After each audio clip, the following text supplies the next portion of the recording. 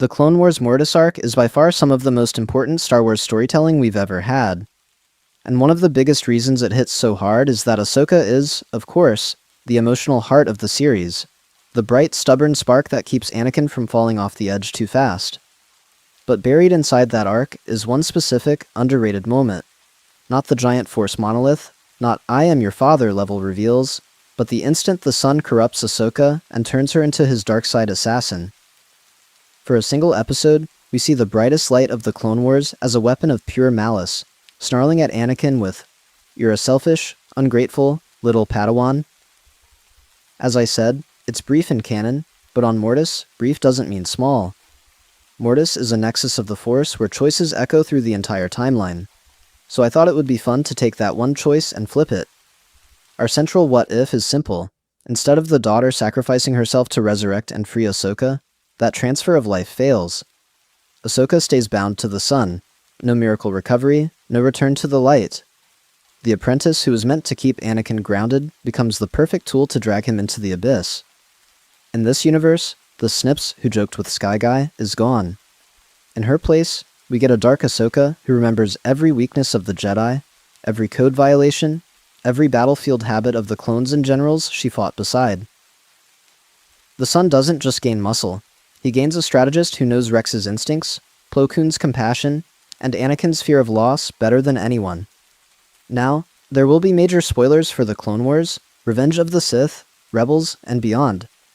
So, there's your warning. What we're going to do is put everything in order and walk through the entire timeline of this dark Ahsoka universe. We'll start right on Mortis with the failed resurrection, then move chronologically through the rest of the Clone Wars. Campaigns where she secretly sabotages the Republic, corrupted confrontations on worlds she once saved, and an alternate siege of Mandalore where she doesn't come to liberate the planet, but to wrest it from Maul as a rival. From there, we'll follow her through Order 66 and the rise of the Empire, tracking how a fallen Ahsoka accelerates Anakin's transformation into Darth Vader, reshapes Palpatine's plans, and turns familiar episodes and battles on their head. Eventually, we'll reach the Rebels era and beyond, asking what happens to the galaxy when its missing moral counterweight never returns, and when the fulcrum of hope becomes the blade that severs it.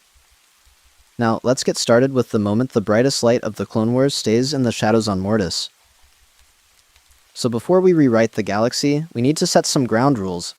As I said, we're not just tossing out random what-ifs, we're building a full alternate timeline, episode by episode, the same way we traced the entire story of a clone squad from Kamino to Order 66. This time, our Domino Squad is every major moment of Ahsoka Tano's life. The organizing principle is simple.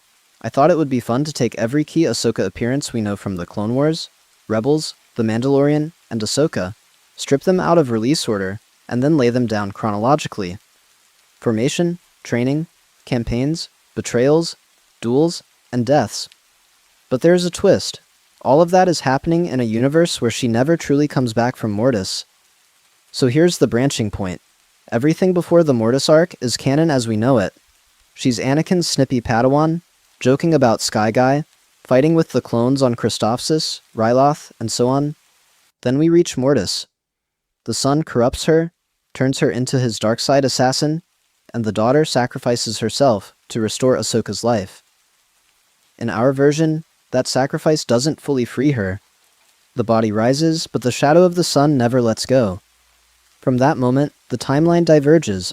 We'll track the immediate Mortis aftermath, where Ahsoka returns to the fleet different, colder, and Anakin can't quite explain why. Then we move through the late Clone Wars campaigns, watching how a compromised Ahsoka twists battles we thought we knew. We'll hit the Siege of Mandalore, but instead of the Liberator working with Bo-Katan, we'll see a dark apprentice clashing with Maul over who really understands the coming chaos. After that, we march straight into Order 66, the early Empire, and the Rebels era.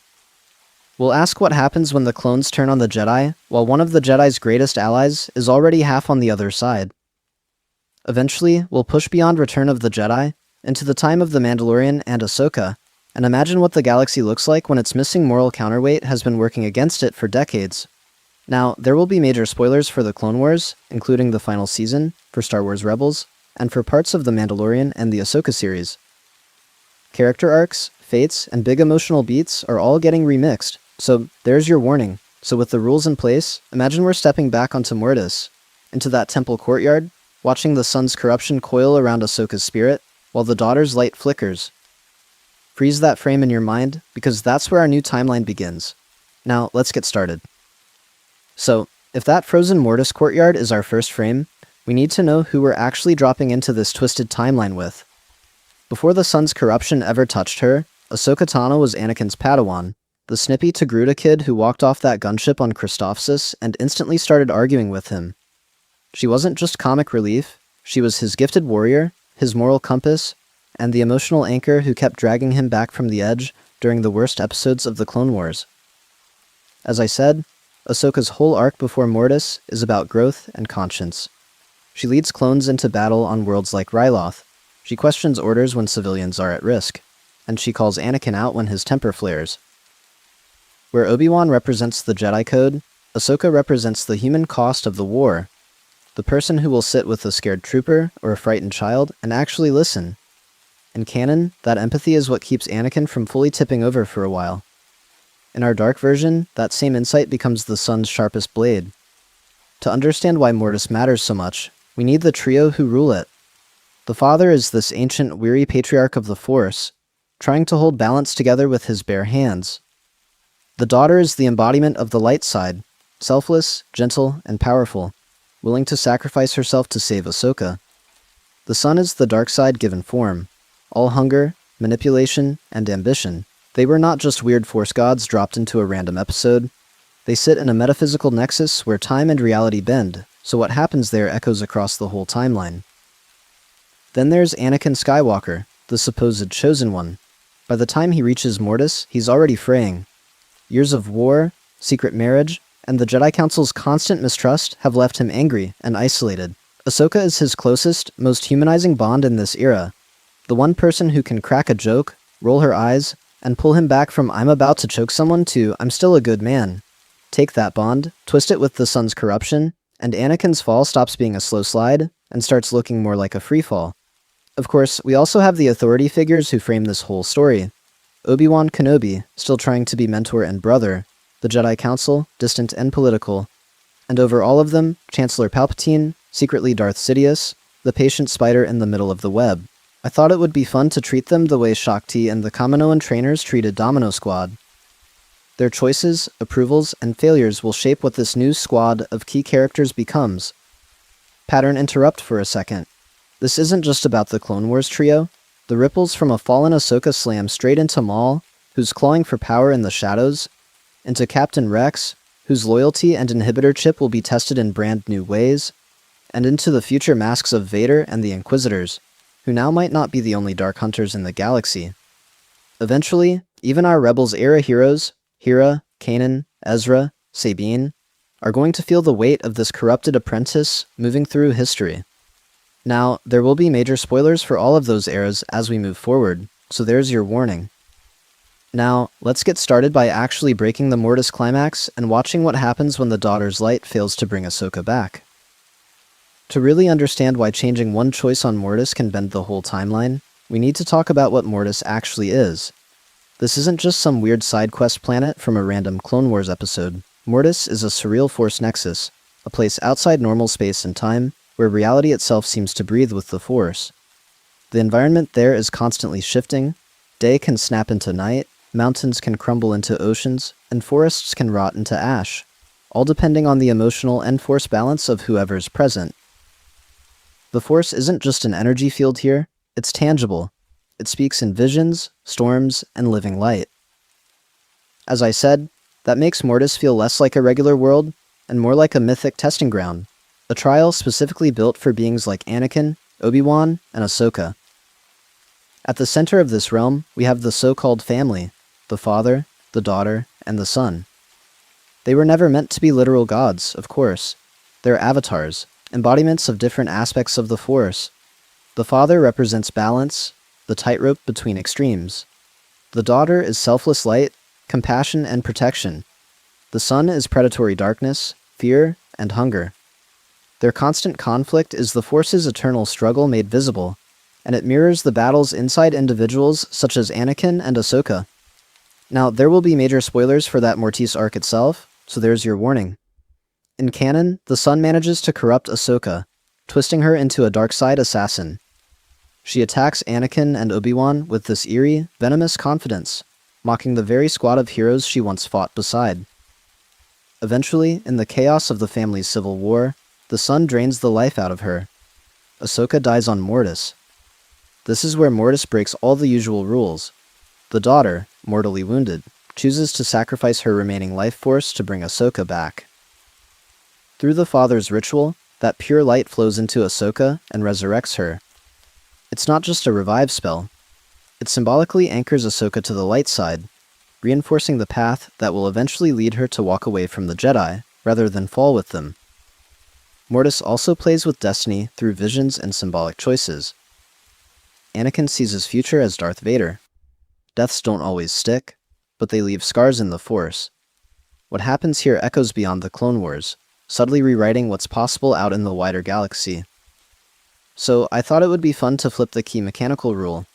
In our what if, that resurrection is removed or twisted. The daughter's light doesn't fully cleanse Ahsoka, and Mortis stops being a near miss with darkness. Instead, it becomes the birthplace of a new dark apprentice, one tied to the Sun and ready to step back into real space. Now, let's get started on what that corrupted Ahsoka actually does once she leaves Mortis behind. To really feel how far a corrupted Ahsoka would fall, we have to remember who she is before Mortis. The Clone Wars show is by far some of the best Star Wars content out there, and one of the best aspects of the show is of course this snippy little underdog who grows into a frontline ace. I thought it would be fun to pause our dark what if timeline for a second and lock in that baseline. At her core, Ahsoka is loyal to Anakin in a way that goes beyond standard Padawan duty. She trusts him, defends him in front of other Jedi, and mirrors his protectiveness. On the Malevolence, she pushes herself to stay with him, and on many missions, she follows his lead without hesitation. When she snaps, "You're stuck with me, Sky Guy," that's a cute bit of banter. Under the Sun, that same instinct could twist into, "You don't get to leave me, Skywalker," and suddenly that loyalty sounds more like possession than partnership. We also see her compassion again and again with clones and civilians. On Christophsis, she bonds with Rex almost immediately, respecting him as more than a disposable soldier. She's the one who stops to check on troopers, who argues for evacuations, who pushes back when collateral damage feels too high. In episodes like the Onderon arc, she quietly bends orders to protect locals. That healthy discomfort with rigid Jedi dogma, that urge to say, "there's always another way," is noble in the light. Corrupted by the Sun, it becomes the perfect seed for ruthless pragmatism and ideological rebellion. The same girl who once shielded refugees might start deciding who is worth saving in a much colder way. On the battlefield, Ahsoka comes in as that over-eager cadet energy, very Domino Squad coded. She's confident, cracks jokes mid-fight, and sometimes overextends. In the Ryloth episodes, in the second Battle of Geonosis, she rushes ahead, assumes she can handle it, and has to learn from the consequences. That heavy-style boldness is inspiring when she's on our side. Give that same confidence to someone the dark side is constantly whispering to, and suddenly her willingness to take decisive action stops being heroic and starts being terrifying. Her banter really sells who she is. She calls Anakin Sky Guy, teases Rex with a dry, "Sure you're up for this, Captain?" and quips, "If you're going to shoot, shoot." Now, there will be major spoilers for how those lines echo later in the timeline, so there's your warning, but imagine those same rhythms with different intent. "Trust me, Captain," from light Ahsoka is reassurance. "Trust me, Captain," from a dark Ahsoka who's about to lead clones into a slaughter. That's chilling. As I said, Ahsoka is the ultimate underdog turned ace of the Clone Wars. She starts as the inexperienced tag-along and eventually becomes the kind of commander clones would willingly follow into the worst battles. If Domino Squad was the misfit squad that shocked Kamino by passing, Ahsoka is the Jedi equivalent, the long shot who proves everyone wrong. So when we talk about her staying corrupted on Mortis, we're not just flipping a switch. We're watching the star pupil defect mid-training, and that's what makes the next phase of this what if so brutal. So if Ahsoka is the star pupil, we need to pinpoint the exact moment the test goes wrong. In canon, that Mortis climax is incredibly precise. The Sun drains Ahsoka's life like he's unplugging a power cell, the corruption burns her out, and she dies at Anakin's feet. The daughter steps in, mortally wounded, and the father channels her light through his own body to resurrect Ahsoka and scrub every trace of the Sun's influence. Now, there will be major spoilers for that Mortis arc, so there's your warning. In the original timeline, the daughter still has enough strength left that her sacrifice is total. She doesn't just restart Ahsoka's heart, she overwrites the dark side code the son installed. That's why when Ahsoka wakes up, she's confused but clean. No golden eyes, no echo of that snarling, corrupted assassin who taunted Anakin with, "You're going to die here." In our version, the rule change is brutally simple. The daughter is hit earlier and harder. The son's attack on her isn't a glancing blow, it's catastrophic. By the time the father pulls her essence into that ritual, she's too depleted. The light that reaches Ahsoka is enough to repair the body, but not enough to fully purge what the son left behind. Her lungs fill with air again, her heart beats, but there's a tiny, invisible filament of shadow still coiled around her spirit. On Mortis, where time and reality are fluid, that filament is not just leftover mind control. This place amplifies belief and archetype. So what sticks in Ahsoka is a subconscious alignment with the son's worldview, buried so deep she can't see it. She wakes up thinking she's free, but part of her now agrees with him about the hypocrisy of the Jedi, the inevitability of power, the usefulness of fear. It's not a Sith mantra in her head, it's a quiet tilt in every instinct. Outwardly, of course, she looks fine. She staggers up, grabs her lightsabers, and re-enters the squad with Anakin and Obi-Wan. They were relieved. They crack the usual, "we're not out of this yet" style lines, and Mortis keeps throwing them new threats. But if we slow the episode down in this what if, we'd see it. In the shadows, her eyes flash gold for half a second. In combat, her moves are just a bit harsher, strikes lingering on joints and throats. When plans fail, there's a flash of anger that dies too slowly. I thought it would be fun to frame this as the son losing the battle, but winning the long game. Even after his apparent defeat, he's left a living conduit walking off Mortis. Ahsoka Tano, hero of the Clone Wars, returns to the heart of the Republic as a sleeper agent of the dark side, and no one, not even she herself, knows it yet. Now, let's get started with what happens the second Mortis spits them back out into real space. To the outside world, nothing is different. The twilight drops out of that blinding white, snaps back into the familiar starfield, and the chronometers say barely any time has passed. Anakin blinks in the cockpit, Obi-Wan steadies himself, and Ahsoka stands behind them, hand still on the back of Anakin's chair. Just like in the episode, their memories are fragmented, more dream than timeline. But for Ahsoka, there's something else. A strange, cold clarity, as if someone turned down the volume on her fear and turned up the contrast on everyone else's. They were all shaken, of course. Anakin keeps looking at her out of the corner of his eye. The Padawan who used to crack jokes about R2's oil bath is quiet, posture straighter, eyes a little too focused. When she answers, it's short, efficient, almost clipped. He reaches out through the Force and feels intensity. Not a storm, not yet, but that pressure you feel before a thunderhead rolls in. As I said, Anakin has seen her rattled before, after Geonosis, after losing clones, so he files it under trauma from a surreal mission they can barely remember. Trainers on Kamino misread Domino Squad the same way, assuming failure instead of looking deeper. Their next assignment looks routine on paper. A separatist raiding party is harassing a mid-rim supply lane, and the 501st is sent to clear a droid staging area on a dusty depot moon. We're in very classic Clone Wars territory here. LA-8s screaming in, blue blaster bolts, B-1s shouting "uh-oh" as they scramble for cover. Only this time, the way Ahsoka moves through the battle is different. She hits the ground ahead of the clones, sabers already lit. Instead of her usual banter with Rex, she just snaps out orders. She drives straight for the droid command node, cutting through lines rather than advancing with the squad. When a tank threatens to fall back and shell a nearby settlement, she doesn't pause to coordinate an evacuation. She orders the gunships to level the ridge it's on, accepting the rockslide that will wipe out the droids and half the surrounding terrain in one strike. Swift victory over careful containment. Rex notices. He always does. The clones respect the results. Casualties are low, the droid force is shattered, but there's this moment afterward where they were normally laughing, trading good soldiers jabs and quoting old 501st in-jokes.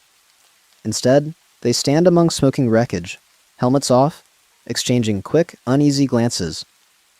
Ahsoka walks the perimeter alone, checking for survivors with a clinical focus that feels more ARC trooper than teenage Padawan. On the surface, the war marches on exactly as the holonet reports say. Jedi lead, clones follow, droids fall. But Ahsoka's internal compass has tilted a few degrees, and that is all it takes. I thought it would be fun to track how those few degrees eventually become a full rotation, because right now, no one realizes this was the first step of a much darker march. From there, the cracks start small. We move from Mortis back to the familiar grind of the war, but Ahsoka is not quite the same Padawan we remember. Now, there will be major spoilers for some Clone Wars episodes as we twist them, so there's your warning. The first real warning sign comes on a routine escort mission. The Council orders Anakin and Ahsoka to protect a group of senators, with Plo Koon overseeing the operation from orbit. When Separatist bombers appear, Plo tells Anakin to pull back, regroup, and defend the convoy. Ahsoka hears the order, looks at the tactical display, and realizes that following it means leaving Rex's forward squad to be wiped out. In the original timeline, she would argue, push for a clever workaround. Here, she just cuts across the channel with this cold edge. Master Plo, you're too far away to see what's happening down here. Then she kills the transmission and dives her fighter to cover Rex, directly disobeying a council member with open contempt instead of youthful idealism. Afterward, Anakin chews her out in front of the clones, because of course he has to, but in private he does the opposite. He tells her, "You did what you had to do." The council doesn't understand what it's really like on the front. That little bit of praise lands harder now. It rewards the defiance and the contempt, not just the desire to save lives. Obi-Wan catches the tail end of that conversation and trades a worried look with Plo. As I said, they were used to Ahsoka mirroring Anakin's best impulses. Now she's mirroring his worst, and the Masters feel it without quite being able to name it. We see it again in combat. Picture a rematch with Ventress on some cramped industrial catwalks. Ahsoka gets knocked down, Ventress taunts her with, "Your master is weak." The council leashes him. Instead of the usual snappy comeback, Ahsoka just snaps. Her sabers come alive in this relentless, almost feral flurry. The choreography shifts. It's not the acrobatic Xian we know, it's heavy, punishing strikes that drive Ventress back in panic. For a few seconds, the screen is all red and green flashes and that low dark side hum. Then, just as suddenly, Ahsoka steps off, breathing steady, and says in that unsettling calm, "She ran. Coward." No shaken reflection, no lesson learned, just a quiet satisfaction. The sun's influence is doing something more subtle than mind control now. It amplifies every doubt she ever had about the Council and the Republic. Briefings where they talk about acceptable losses hit her differently. We hear her thoughts in sharp, clipped lines. "They're using us.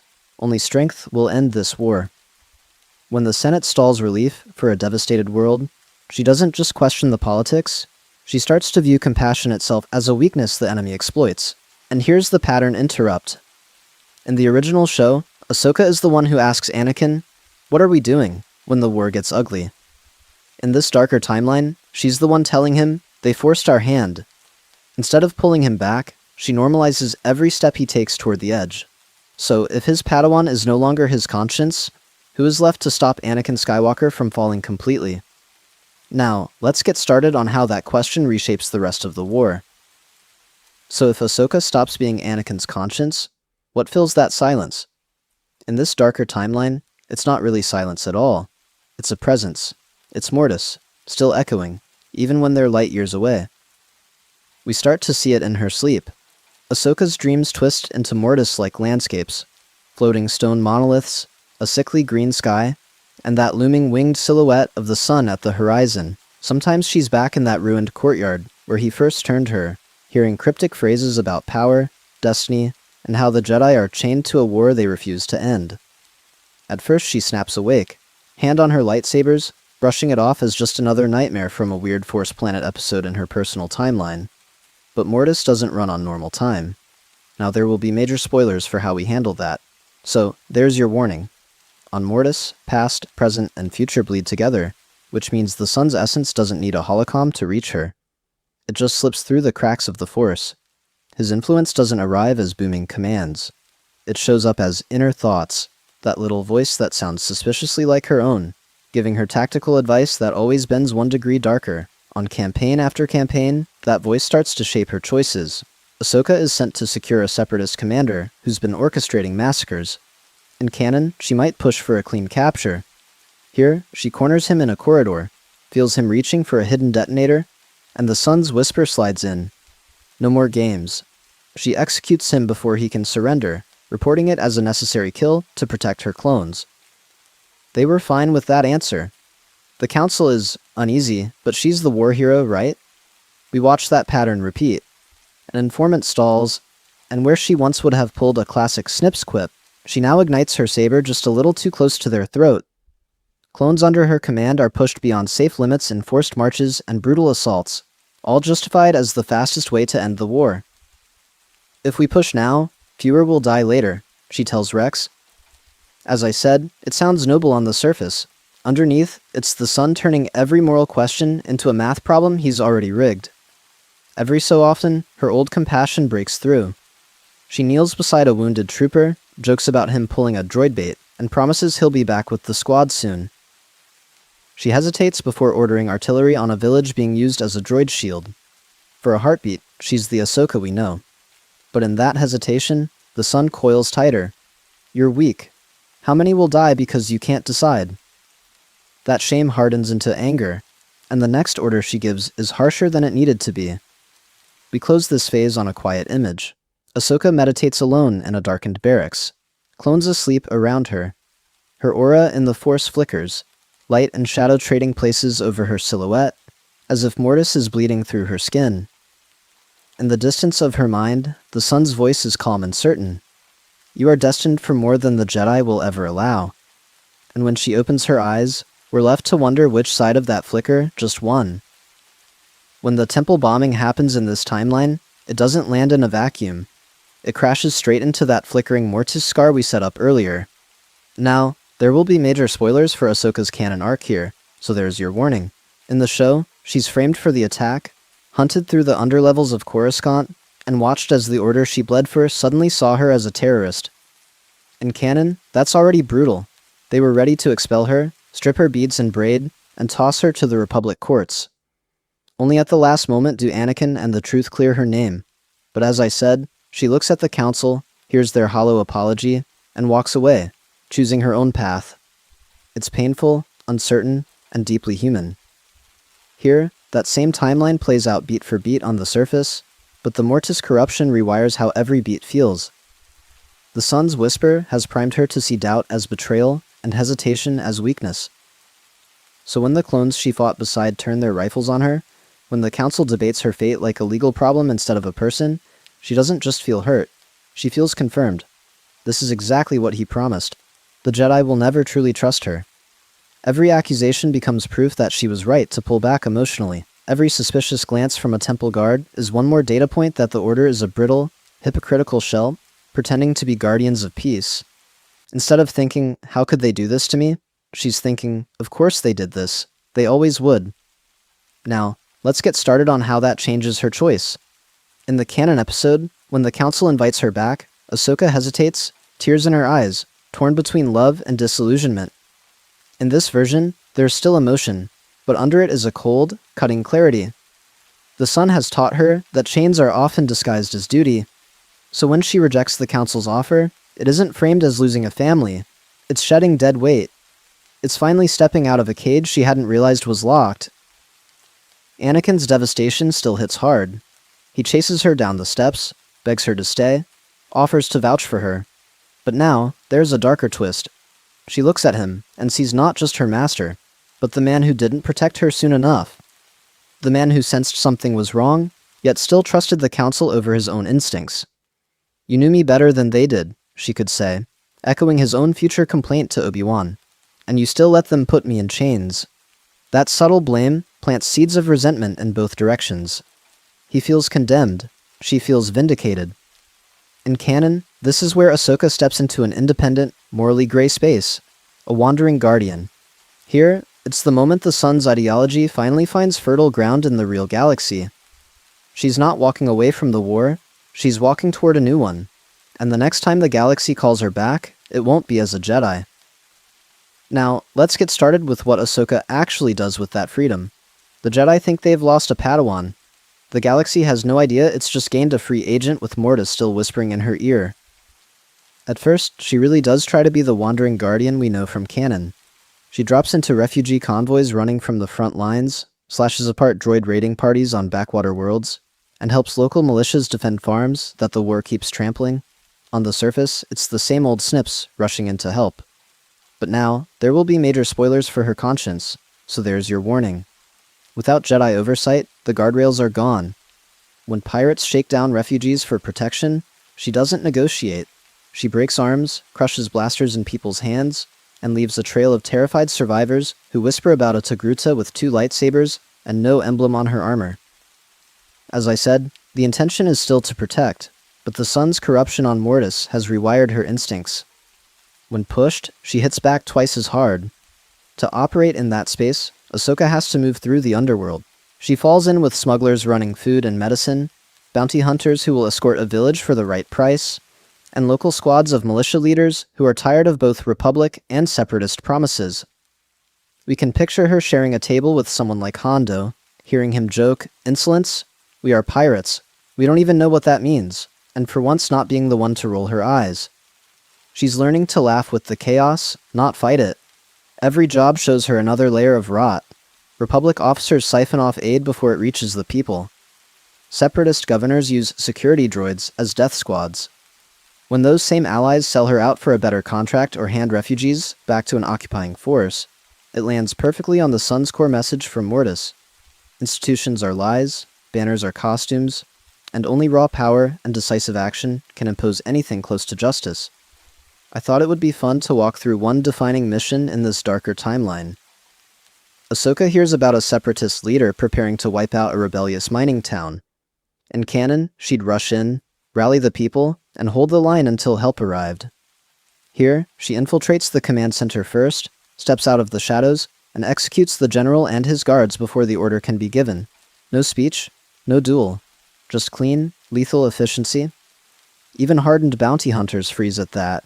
They were ready for a fight, not an execution. But for Ahsoka, it's simple math. Hundreds live because a handful die. The Sun's logic wins another round. By the time rumors of this rogue Force user reach Jedi ears, they still think in terms of a lost Padawan. They have no idea that what's really forming out there is a sharpened blade, pointed back toward the war, waiting for a much larger role. That sharpened blade doesn't stay in the shadows forever. Just like in the canon timeline, the war eventually bends back toward Mandalore, and that's where everything we've set up with Mortis, the Sun, and Ahsoka's fall really starts to echo.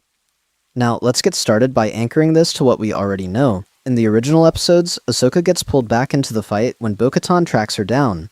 Bo needs someone who knows Anakin, knows the Republic, and can help her overthrow Maul during the Siege of Mandalore. That whole arc is one of the best in Clone Wars, of course, because it's Ahsoka stepping back into the war on her own terms. Here, those terms are very different. Word has spread through the underworld about a former Jedi Padawan who walks away from the Order, fights separatists and crime lords, but leaves a trail of bodies that even clones whisper about. As I said, she still helps people, but she does it with a cold efficiency that feels closer to Asajj Ventress than to the girl from the Rishi Moon episode. Bo-Katan still comes, still makes that pitch, but there's this extra beat of hesitation. She's not just recruiting a symbol, she's bargaining with a weapon she's not sure she can point. I thought it would be fun to lean into how other characters feel this before they ever see her. The Mandalorian Resistance hears stories of a Togruta who cuts down both droids and bounty hunters with equal ruthlessness. Republic officers trade rumors of Anakin's old Padawan, now operating off the grid. Even the clones assigned to assist Bo-Katan are told, off the record, that this Commander Tano isn't really a commander anymore. On the other side of the war, Maul is already ruling Mandalore from the shadows. He's used to sensing Jedi presences closing in, the bright, structured light of the Order that he loves tearing apart. But when Ahsoka arrives in orbit in this timeline, what he feels is wrong. It's not the clean hunger of a Sith, not the calm discipline of a Jedi. It's fractured, volatile, a storm that hasn't picked a direction. Now, there will be major spoilers for his thought process in Sun-related lore, so there's your warning. Maul has heard whispers through Sith teachings and his own tortured visions about Mortis, about an ancient embodiment of the dark side known as the Sun. When that unstable presence touches Mandalore's atmosphere, he wonders if this rogue former Padawan is some kind of echo from that myth. a shard of the same power that once defied the Jedi and the Sith alike. So instead of preparing only to kill her, Maul adjusts. He plans to test her, to see if this fallen apprentice could be turned into an ally against Sidious, or if he'll have to destroy a potential rival to his own dark future. The Siege of Mandalore stops being a simple liberation or a duel in a throne room. It becomes the opening move in a three-way struggle for who gets to define the dark side itself. And we haven't even seen them meet yet. Now let's get started right where we left off, because this is where the timeline really tilts. The Siege of Mandalore still happens, the gunships still roar over Sundari, and Rex and the 501st still drop in with those stylized helmets.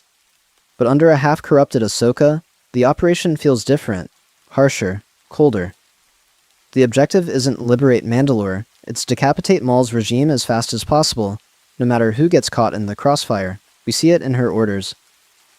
Instead of the careful avoidance of civilian zones we know from the episode, she authorizes heavy gunship barrages on key intersections, arguing that Maul's loyalists use the population as shields. The clones hesitate, of course, because they were trained to protect people, not just win. Rex questions a call to level an entire structure, and she snaps back that every second they delay gives Maul more time to vanish into the shadows. As I said, this is still Ahsoka, but with the sun's ruthless calculus whispering in her ear. When she finally tracks Maul in the Undercity, the first encounter is nothing like the clean light versus dark contrast we remember. The doors open, the smoke clears, and Maul just smiles. He doesn't see a Jedi, he sees a rival predator.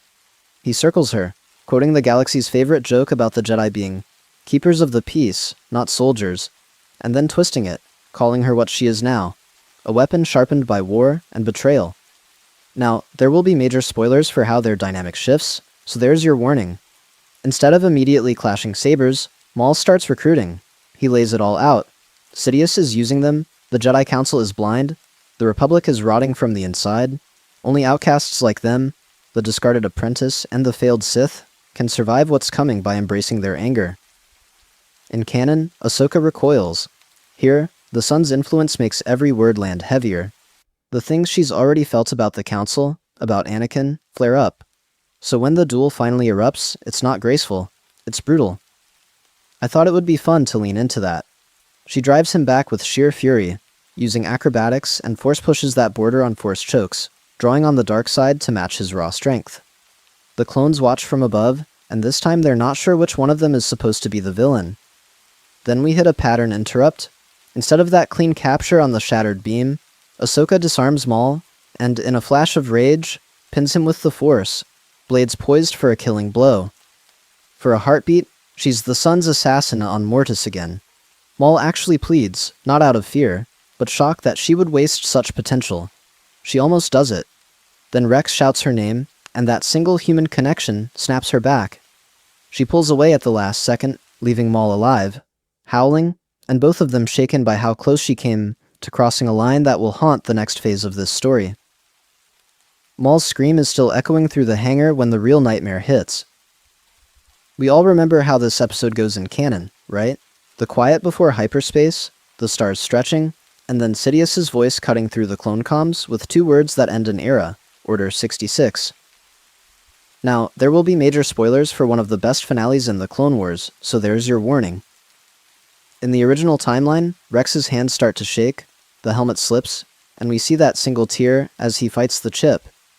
He still fires on Ahsoka, the rest of the squad turns on her, and she barely survives with that beautiful, desperate force push that sends the clones into the walls.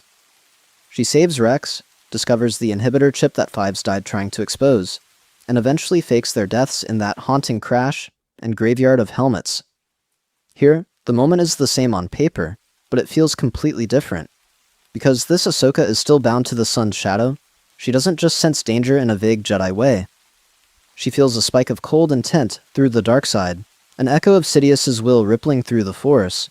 It's half premonition, half shared frequency. She turns toward Rex a fraction of a second earlier. That fraction is brutal. Instead of a purely defensive shove, her first reaction is the one the sun trained into her. Strike first, survive. Blue blades ignite with a snarl, and when the first volley of blaster bolts comes, she doesn't just deflect to disarm. She cuts through the nearest clones in a tight, lethal circle. Two fall instantly, then a third, as she steps through the smoke. more Sith assassin than Jedi general. Only when she hears a familiar voice choke out, "Find fives," does the haze crack. As I said, this is still Rex. He still fights the chip just long enough to give her that clue. She still drags him to the medbay, still rips apart the records, still forces a droid to help her pull the inhibitor chip from his skull while the rest of the squad pounds on the blast doors. But the Ahsoka standing over the operating table is different. Her hands are steady, not shaking. Her eyes are hard, not just wet with grief. In canon, discovering the chip leaves her devastated. She sees the clones as victims, the war as a tragedy, and the Jedi as blind. Here, all of that is still true, but it lands on a heart already cracked by Mortis. She looks at the scan of Rex's brain and feels a cold, precise fury ignite. Sidious for planting the command, the Kaminoans for building obedient weapons, the Jedi Council for never questioning why an army of perfect soldiers appeared on their doorstep. Rex wants to mourn. He talks about the men as brothers, about how they were good. She agrees, but her conclusion is harsher. If the galaxy can turn loyal clones into puppets and call it peace, then it doesn't need another hermit meditating in a hut. It needs a hunter who understands both sides of the war, someone who can track the shadow that did this. Now, let's get started on what that decision actually turns her into. Now, let's get started on what that decision looks like when it finally crashes down. We jump to that desolate, snow-covered moon, the Venator ripped open across the ice, fire still hissing against the cold. It's the same episode image we know. Shattered hull, scattered wreckage, clone helmets on sticks. But now, there's something off in the silence around Ahsoka, as if the wind itself is holding its breath. The crash site is a graveyard, frozen in the middle of the timeline. Charred armor plates are half buried in snow, blaster burns streak across broken bulkheads, and the LA-AT gunships are twisted into the drifts. Rex moves carefully through it all, collecting helmets, setting them in a solemn row. Ahsoka walks among the fallen clones too, but her steps are sharper, more deliberate. She's not just mourning, she's taking inventory of a debt the galaxy now owes. In canon, they were nearly silent while they buried the men. Here, the quiet doesn't hold. As Rex digs, Ahsoka speaks, her voice low but edged. She talks about how the Jedi Council bred these brothers for war, then called it service. How the Republic stamped numbers on them, sent them from episode to episode, and pretended medals could replace the years stolen on Kamino. Rex defends the men's honor, of course, but she's not attacking the clones. She's attacking the system that treated them as assets to be written off. This is where the Son's shadow really shows. His influence doesn't erase her grief, it weaponizes it. As she pushes snow over another clone, she vows their deaths will not be meaningless. But meaning, for her now, isn't justice through courts or reforms. It's vengeance. It's finding whoever turned inhibitor chips and loyalty into a massacre, and making them feel every name carved into this ice. As I said, she still loves the squad, but that love has teeth.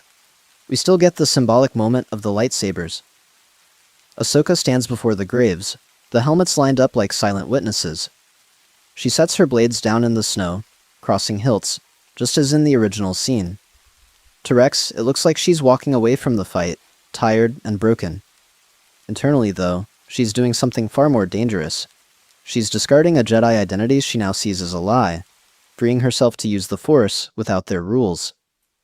When she turns and walks into the storm, the camera drops low. Her figure shrinks, but her shadow stretches unnaturally long across the snow, darker than the fading daylight should allow. Now, there will be major spoilers for what that shadow becomes, so there's your warning. The next time Ahsoka Tano ignites a blade in this story, it may not be blue or green at all. When the snowstorm fades, the galaxy has already changed. The Clone Wars end not with a parade, but with a quiet rebranding. The same Senate, the same Chancellor, the same white-armored soldiers, now under a new banner. So, there's your warning, because as the Republic becomes the Empire, Ahsoka does not step into the light to oppose it. She sinks deeper into the cracks. In the first days of the New Order, she operates in the shadows, not as fulcrum, but as something far less comforting. She slips through Coruscant's underlevels, listens in on emergency sessions, and stalks the edges of holonet relays. We watch her test Sidious's defenses the way a blade tests armor, probing for weak points, tracing encrypted troop movements, and mapping which loyalist systems vanish from public reports overnight. Order 66 hits her in waves. Reports of Jedi betrayal flood the feeds. Names scroll that we recognize from episode after episode: Plo Koon, Isla Secura, Ki Adi Mundi. She feels each death like a bruise in the Force. There is real sorrow for fallen friends and commanders who treated her as family. But, as I said, Mortis carved something harsher into her. She also remembers council chambers that dismissed her, and an order that chained Anakin's fear instead of healing it. In her mind, their arrogance helped write their own death warrants, so she is far less interested in avenging the council than in understanding the hand that moved all the pieces. On the streets, the change is immediate. Phase 2 clone armor starts to vanish, replaced by the cleaner, colder lines of early stormtrooper gear. The familiar banter of clones in a squad, those little good soldiers jokes and nicknames, gets drowned out by officers parroting the same Imperial slogans word for word. Safe and secure society. Jedi treason? It is the same script, just read by more frightened mouths. Now, let's get started on the moment her war with them stops being theoretical. A rumor reaches her about children taken from a remote world, the kind the Jedi would have once quietly recruited. Instead, an Inquisitor arrives, a pale blade in hand, to deliver them to Sidious. Ahsoka tracks the transport, boards mid-flight, and we finally see that shadow ignite. Distorted white blades, edged with an oily darkness, the daughter can no longer balance. She wins, of course. The Inquisitor leaves the fight missing a hand, a ship full of troopers reduced to smoking armor and shattered visors. She uses the Force not just to disarm, but to crush blasters into their ribs, to flood their minds with visions of their own executions until they drop screaming. The children live, their parents live, yet when she turns to them, helmet off, eyes too bright and too cold, they flinch. One whispers an old clone barracks joke under his breath. Who's the droid bait now? And it is not funny at all. Here's the pattern interrupt. In the canon timeline, this is where Ahsoka would start building Fulcrum, gathering cells, inspiring hope. In this story, she walks away alone. No codenames, no network, no symbol. Just scattered reports of an unnamed witch who slaughters Imperials and terrifies survivors. She becomes a one-woman shadow war, more urban legend than leader, a ghost story the early rebellion hears about long before they ever dream of trusting her. That ghost story spreads faster than any organized cell ever could, and the Empire is forced to respond.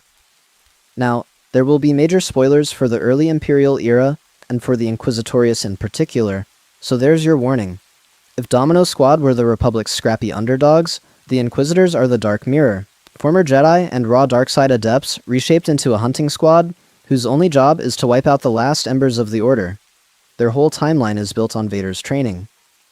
He teaches them to stalk, to interrogate, to break survivors who still call themselves Jedi. They were meant to be the ones who turn Order 66 from a chaotic purge into a methodical cleanup, moving system to system, sniffing out temple ruins and wayward Padawans. Of course, that works fine when the prey is scared, scattered, and clinging to old rules. It stops working when the prey has walked in the dark longer than they have. Ahsoka's first deliberate hunt starts almost as an experiment. I thought it would be fun to trace it like an episode breakdown. She hears whispers of a red-bladed hunter on Lothal, then Arcanis, then a nameless mining moon. Instead of warning people, she follows, staying one jump behind, watching what worlds burn, what witnesses vanish. She studies patterns the way she once studied battle droids, where the Inquisitor lands, how long they linger, how they bait Force sensitives into revealing themselves. Eventually, she engineers the meeting. On a rain-soaked industrial world, she cuts the power grid herself, plunging an entire district into darkness. The Inquisitor thinks it's sabotage from some local cell. He moves in formation with purge troopers, calling out, "The Jedi are cowards. They always run." Ahsoka answers from the shadows with the taunt Obi-Wan once used on her, twisting it.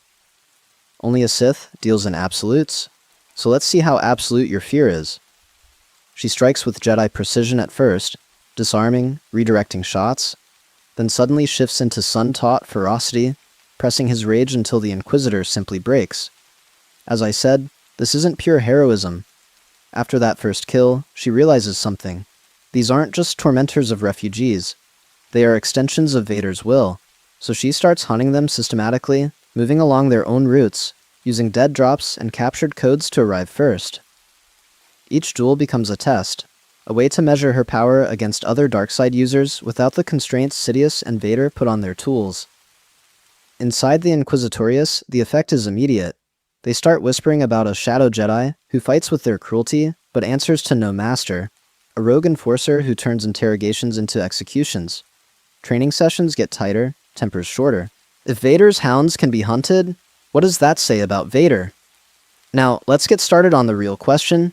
Is Ahsoka becoming the galaxy's most effective anti-Sith weapon, or just a rival dark legend carving her own bloody path through the same night?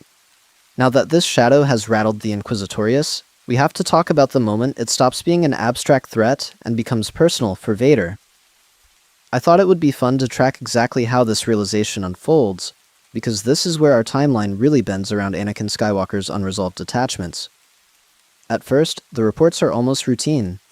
Scattered transmissions from surviving purge troopers, fragmented helmet feeds, Inquisitors failing to check in. The pattern is what grabs Imperial Command. A single agile Force user, dual blades, moving through squads the way Grievous once moved through clones. They were sure it had to be a high-value Jedi survivor. Vader hears unmatched agility, precise acrobatics, and of course his mind jumps to Kenobi, to Yoda, to some elusive master slipping through his fingers again. As I said, Vader treats it as an insult more than a mystery. His hunters are being hunted. Sidious frames it as a test of the Inquisitor's worth. But then we get the first indirect contact, and this is where everything shifts. During a distant skirmish on the Outer Rim, Vader arrives just minutes too late. The landing zone is a graveyard of bent metal and broken helms, an entire squad carved apart with almost artistic efficiency. He reaches out into the Force, expecting the usual fading echo of fear and pain. Instead, he feels something that stops him cold, familiar, quick, the same bright, sharp presence that used to dart around him on the Resolute's bridge, arguing about tactics and quoting Plo Koon's dry jokes about regulations. But now there's a new layer coiled through it, a cold, predatory darkness that reminds him of Mortis and the sun's whispering promises. Now, there will be major spoilers for Anakin's psyche here, so there's your warning, because in that moment, Vader is not just the Emperor's enforcer. For a heartbeat, he is Anakin again, reaching for his Padawan through the Force, and feeling her reach back as a stranger. He knows it's Ahsoka. There's no hesitation. The way she moves, the way her presence flares and then snaps shut, the echo of their old bond twisted by years in the dark. That recognition tears him in two. On one side, there is Vader's drilled-in loyalty to Sidious, the voice that says any rival dark adept must be eliminated. On the other, there is Anakin's lingering attachment, the memory of the one person who walked away from the Jedi, with her soul still mostly intact. Now, she's proof that someone else survived the fall in a way he never fully did. A dark ally who already understands him, who once challenged the Council right alongside him, so he fixates, quietly, obsessively. He begins redirecting Star Destroyers, pulling Inquisitors off other hunts, chasing half-formed rumors of a dual-bladed Spectre. When Sidious orders him to secure a rebellious sector, Vader detours to follow a single report of orange blades cutting down an Inquisitor squad. It mirrors the old days, when Anakin would abandon Council priorities to save Ahsoka on Ryloth or hunt for her on Coruscant. Now, let's get started on the really dangerous part. With every near miss, every battlefield where he arrives, just after she's vanished into hyperspace, his resolve hardens into something Sidious doesn't fully control. He stands among the ruins of yet another failed ambush and makes a private vow. He will not lose her again. This time, he will bring her fully into the darkness, or he will destroy her trying. And that obsession is about to drag both of them toward a confrontation neither of them can walk away from. Now, that obsession finally pays off on a forgotten rock the war chewed up and left behind. The surface is a graveyard of walkers and shattered gunships, a place where clones and droids both rust under a blood-red sky. Ahsoka has just finished carving through yet another Inquisitor, this one still crackling with fear as his saber sputters out in the dust. She stands over the body, breathing steady, dark energy coiling around her like smoke. This is routine for her now. Hunt the Emperor's hounds, break them, send a message. But as she reaches out to extinguish the last embers of his presence in the Force, something else pushes back. It's not the cold, clinical shadow of Sidious. It's a storm. Familiar, furious, personal. The air temperature seems to drop. The wreckage trembles. And then we hear it, carried through the Force even before the respirator kicks in. Ahsoka. No Jedi, no Rebel. Just her name.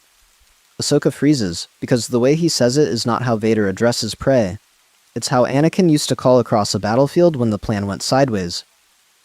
From the smoke of a collapsed ATTE, Vader emerges. Now, there will be major spoilers for how different this meeting is compared to the Rebels episode, so there's your warning. He doesn't posture. He doesn't pretend not to know her. You've grown strong, Snips. That old nickname hits harder than any Force choke. Because of their shared fall on Mortis, she doesn't need to slice open his helmet to know. She can feel Anakin coiled inside the armor, the same fire, just bent. Their blades ignite almost as an afterthought. The duel that follows is brutal, but it isn't about revelation.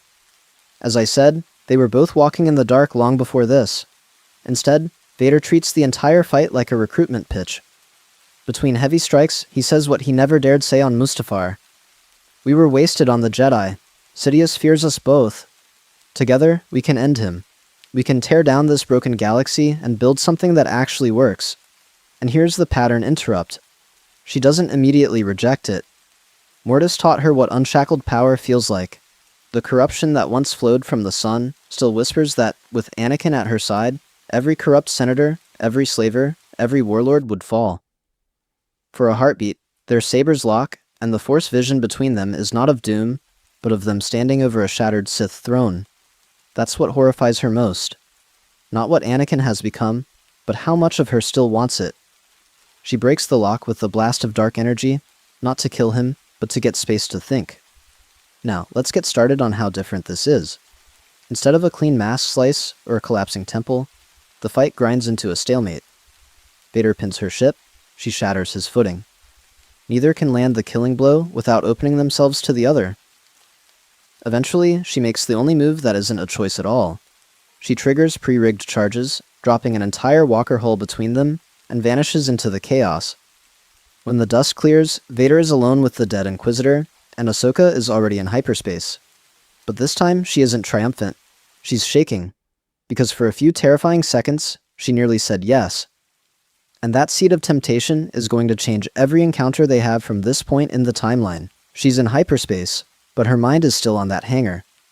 The hiss of Vader's respirator keeps echoing, and for the first time since Mortis, Ahsoka Tano is genuinely afraid of what she is capable of wanting. Now, there will be major spoilers for her internal breakdown here, so there's your warning. Because when she replayed that duel, what horrified her wasn't just that Anakin had fallen, it was who he'd fallen for. The boy who raged against corruption is now the black armored fist of the very empire she's been tearing apart in her own brutal Shadow War way. She's seen Vader's handiwork up close. Entire villages burned out as suspected rebel cells. Civilians spaced for harboring fugitives. Officers executed for the tiniest failure. And suddenly she realizes, this isn't just a fallen Jedi. This is the end state of the philosophy she's been flirting with since Mortis. The pure, weaponized version of the Son's promise of order. Now, as I said, they were always aligned on one thing. Ahsoka and Vader both hold the old Jedi Order and the Senate in absolute contempt. She remembers council debates that cost clones their lives, senators who stalled while worlds burned. Vader's words in that hangar, about weakness, about decisive action, hit her nerves because they're the same arguments she's used to justify her own assassinations and sabotage. But there's still a line. For Ahsoka, individuals matter in a way they no longer do for him. She'll blow up a munitions depot but abort if the intel shows a transport full of families, even if that choice costs her the mission. Vader would destroy the transport and then the town it came from, just to make sure the message is clear. That gap, that stubborn refusal to treat people as numbers, is the one moral thread she hasn't cut. In his voice, she hears another echo. Peace through power, order through fear. The Son said those things on Mortis, turning them into a twisted kind of lullaby. Vader just upgraded the vocabulary, and Ahsoka understands, in a way only she can, that stepping fully into his orbit wouldn't be rebellion against Mortis. It would be fulfilling its darkest prophecy. She'd become the perfect enforcer the Son always wanted her to be, so she does something she hasn't done in years. She kneels in the quiet of her ship and tries to meditate. Now, let's get started, she thinks, almost mocking herself with the old Jedi routine. She reaches for the calm center the daughter once offered her and finds, Nothing pure. The anger, the sharpness, the ruthless clarity that the sun stitched into her on Mortis have sunk too deep. Pull at that thread, and her entire sense of self starts to unravel. She could let it go, but then who is she without that edge? The girl who trusted the council and watched clones die for politics? The Padawan who joked her way through briefings while Anakin charged ahead? She hears her old Sky Guy quips in her head and actually flinches. That version of Ahsoka can't survive in this timeline, so she chooses a third option, at least for now. Not Jedi, not Sith, not Rebel hero, and definitely not Imperial Inquisitor. A blade in the dark with her own code, hunting the Empire on her terms while refusing to kneel to its champion. It's a precarious balance, held together by trauma and stubbornness, but in a galaxy ruled by absolutes, Jedi or traitor, loyalist or rebel, how long can someone walk that razor's edge before the Force itself demands that she finally choose a side? That razor's edge doesn't just shape Ahsoka's life, it reshapes the entire birth of the Rebel Alliance. In canon, she eventually becomes Fulcrum, this quiet legend on the comms who holds scattered cells together. Here, I thought it would be fun to flip that completely. Instead of a patient organizer, we get a storm that refuses to be bottled. In the original timeline, Fulcrum is methodical. She feeds Hera Syndulla intel, coordinates raids, and turns a bunch of local problems into a galactic movement. Now, there will be major spoilers for Rebels and Rogue One in spirit, so there's your warning. In this darker timeline, Ahsoka never slows down long enough to become Fulcrum. She's too scarred by Mortis, too used to operating as a lone blade. Rebel leaders look for a handler. What they find is a hunter. Bail Organa and Mon Mothma start hearing whispers long before the Senate fully crumbles. Reports of a single figure tearing through Imperial convoys, sabotaging listening posts, and leaving wrecked TIE squadrons drifting in space. Commanders describe a twin-bladed silhouette that moves like a Jedi but doesn't fight like one. No mercy, no quarter, no for the Republic speeches. As I said, they were used to idealists. This feels more like an avenging spirit. So now they're stuck with the terrifying question. Is this person an asset, or the next Vader? They send probes, coded offers, indirect feelers through smugglers and surviving clones who once knew a Togruta commander. Every time, the answer is the same. She appears when she chooses, hits what she wants, and vanishes before anyone can even say, "Welcome to the squad." Without Fulcrum's steadying presence, the early rebellion is way more fragmented and cautious. Cells on Lothal, Onderon, and Corellia pull off small hits but rarely coordinate, because no one is feeding them the bigger picture. Those careful chains of intel that, in canon, eventually lead to things like the theft of the Death Star plans. Here, they form slower, with more paranoia. Every mysterious transmission could be a trap, or worse, her. Some desperate groups do try to reach out directly. There's a cell on Brental that lures her in by broadcasting Imperial troop movements slaughtering civilians. She arrives, cuts through the garrison, then detonates the fuel depot in the middle of a populated district to ensure no reinforcements can land. The Imperials call it terrorism. Quietly, some rebels agree. When a shaken survivor mutters, "She's no Jedi," it lands harder than any propaganda. Here's the pattern interrupt. In canon, young rebels trade hopeful stories about Fulcrum, the secret friend in the shadows. In this timeline, they tell ghost stories about a Dark Avenger who might save your mission and still burn your city down. She becomes an ally of convenience at best, a cautionary tale at worst, and the rebellion's moral center shifts from "we're better than the Empire" to "please don't make us desperate enough to call her." So if the rebels are whispering about a Dark Avenger, the underworld is doing the same thing, just with a lot more credits on the line. And that is where Maul slithers back into the timeline. Maul survives the Clone Wars in this version, much the same way he does in canon, but the emotional temperature is cranked up. He's lost Mandalore, he's lost his shot at killing Kenobi, and he's still hearing Sidious laughter in his nightmares. So he does what Maul always does when he's cornered. He builds. Crime syndicates, shadow networks, Crimson Dawn-style fronts. They were all tools, stepping stones toward the only thing that matters to him now, hurting Sidious. Now, there will be major spoilers for some of Maul's later Clone Wars and Rebels episodes, so there's your warning.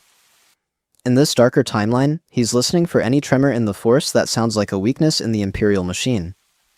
What he starts hearing instead, through Hutt brokers and Black Sun lieutenants, is a name spoken with fear. Not Vader, not Inquisitor. A former Jedi who hunts the hunters, who leaves Inquisitor bodies in alleys and Star Destroyers full of corpses. Fulcrum's ghost, but wrong. Maul eventually gets the detail that makes him stop cold. Togruta, twin lightsabers, Mandalore veteran. As I said, Maul is not quick to forget the woman who nearly beat him in his own throne room. The idea that she's still alive, and now even more ruthless than she was under the Republic, is both a threat and an opportunity. He realizes Sidious has made the same mistake twice. He's let another powerful apprentice slip through his fingers. So Maul does what he did with Ezra later on. He starts arranging the board. He has his syndicates raid specific Imperial depots that Ahsoka has struck before. He leaks information about slave shipments on worlds she's tried to protect, forcing her to choose between letting innocents die or walking into his traps. It's the Rishi outpost problem all over again, but now the meteor shower is Maul's fleets, and the eels are Imperial probes hunting her through hyperspace. When they finally meet, it's not on a battlefield with armies. It's in the ruins of a burned-out temple, the walls still scarred by clone blaster fire from Order 66. Maul steps out of the shadows and, of course, opens with that bitter, mocking courtesy we know, Lady Tano. He offers the same thing he once dangled in front of Ezra, and even in front of Ahsoka on Mandalore, but sharper now. No rule of two, no Jedi Council, just them, the true heirs of the dark side, forged by betrayal instead of doctrine. I thought it would be fun to flip their old dynamic here. Back then, he tried to pull her away from Anakin. Now, he's trying to pull her away from Sidious' orbit entirely, arguing that they can break the Empire, carve it up, and rule the chaos. And because this Ahsoka has already accepted that mercy is a liability, she doesn't immediately cut him down. She doesn't join him either. Instead, she proposes something far more dangerous, a temporary pact. They will destabilize Sidious' empire together, strike at Inquisitors, governors, even Vader himself, then settle their own score when the galaxy is burning. Maul smiles because this is the closest he's ever been to getting what he wants. The problem, of course, is that when you unleash Ahsoka Tano and Maul on the same targets, the line between rebellion and annihilation starts to vanish, and the next time they meet, one of them might not be walking away. Now, let's get started with what that actually looks like when Ahsoka and Maul stop trading barbs across a Mandalorian throne room and start fighting the same enemy. For a brief, terrifying window in our timeline, they were less duelists and more warlords coordinating a shadow campaign against the Empire. Their first joint operations are almost disappointingly practical. Ahsoka uses old Fulcrum channels, clone deserter contacts, and former Jedi intelligence routes to pinpoint Imperial supply lines feeding the core. Maul layers on his Crimson Dawn leftovers, spice syndicates, and underworld spies. Together, they hit convoys over Ryloth, fuel depots near Kessel, and even an Inquisitor training detachment being rotated through Mustafar. Now, there will be major spoilers for some of these Imperial-era setups, so there's your warning. We see a clear pattern. Ahsoka focuses on military and force-related assets, trying to bleed the Empire's war machine and cut down the Inquisitorius before it fully matures. Maul, of course, keeps steering them toward shipyards he can seize, black markets he can dominate, and worlds where a little liberation conveniently leaves his lieutenants in charge. It's that classic, I'm here to destroy the Sith, versus I'm here to replace them tension. On Corellia, the clash becomes obvious. They ambush an Imperial intelligence hub using stolen clearance codes from Maul's spies. When the alarms go off, Maul orders the building torched with everyone inside to cover their escape. Ahsoka instead redirects clones and local cells to clear civilians, leaving Maul fuming as transports full of witnesses fly away. He mocks her in the smoke, calling her mercy a Jedi reflex she hasn't fully purged. She fires back that he's just a different Palpatine with worse fashion. I thought it would be fun to pause here, because this is our pattern interrupt. For a second, you almost forget Ahsoka is still carrying the sun's shadow. She sounds heroic. Then the next episode in this Dark Squad's campaign drops, and we watch her quietly force crush an Inquisitor's throat rather than risk him escaping. That's the Mortis corruption peeking through. Their biggest set-piece mission comes when they track a high-ranking Imperial logistics overseer traveling with a member of Sidious's inner circle, an unnamed advisor, who is very clearly one of Palpatine's dark side agents. The operation unfolds over multiple worlds. Sabotaged hyperspace beacons on Lothal, a hijacked Star Destroyer over Braca, and finally a brutal boarding action in deep space. Ahsoka duels two Inquisitors at once while Maul cuts through stormtroopers and officers, echoing his two Jedi, twice the pride taunt. They nearly succeed. The advisor is wounded, the overseer dead, and for the first time Sidious has to divert serious resources to hunt them. But in the aftermath, Ahsoka realizes every world they free ends up under Maul's thumb. This isn't rebellion, it's rearranged tyranny. So there's your warning for their alliance. It doesn't explode in betrayal. She simply walks away, choosing distance over becoming the enforcer of yet another dark empire. She walks away from Maul, but the galaxy doesn't walk away from her. Now that Ahsoka is a free agent Darksider with a growing legend, there's one person who cannot afford to ignore her, Emperor Palpatine. And he doesn't see a tragic fallen hero. He sees a variable in his carefully scripted dark side timeline. At first, Sidious actually enjoys the chaos. I thought it would be fun to really lean into that.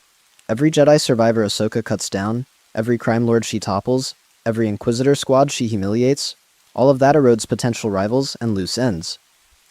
From his throne on Coruscant, they were just numbers on a board shifting in his favor. A rogue assassin who hates the Jedi and refuses Imperial chains? That's not a problem yet. That's a discount extermination service. But as I said, the pattern changes. Months turn into years. Reports pile up. Entire Inquisitor teams vanish in regions she's rumored to haunt. Imperial intelligence logs her engagements and finds something Sidious takes very seriously: consistency. She survives impossible odds again and again, and her influence on the fringe starts to look less like random violence and more like a shadow network. So Sidious brings Vader in for one of the coldest briefings in the whole episode. Picture the throne room quiet, just that low hum, and a single hollow of Ahsoka cutting through Inquisitors on some forgotten world. Sidious doesn't rage. He flatters and threatens at the same time. Ahsoka, he says, is an echo of Anakin's failure on Mortis and in the Clone Wars. If Vader cannot either break her or bend her, then perhaps the man who once boasted he would be the most powerful Jedi ever is not worthy to stand at the Emperor's side. Now, there will be major spoilers for Vader's ego here, so there's your warning. Sidious turns the hunt for Ahsoka into a loyalty test. He quietly redirects Inquisitor resources, sending them into systems where she's strongest, with incomplete intel and impossible orders. Their missions are almost designed to fail. Their deaths become data points: how she fights, how she escapes, how far she's willing to go. On Kamino, clones were told, "You're not ready for ARC duty."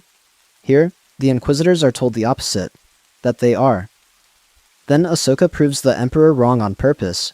It's brutal, but from Sidious's perspective, it's fun research. Long-term though, he's thinking even darker. If Ahsoka can survive this gauntlet, if she can keep growing without any Sith training, what happens if he does train her? In the back of his mind, she becomes Contingency A, a potential replacement if Vader ever disappoints him, or a perfect weapon to throw at Vader so that only the strongest apprentice crawls out of the fire.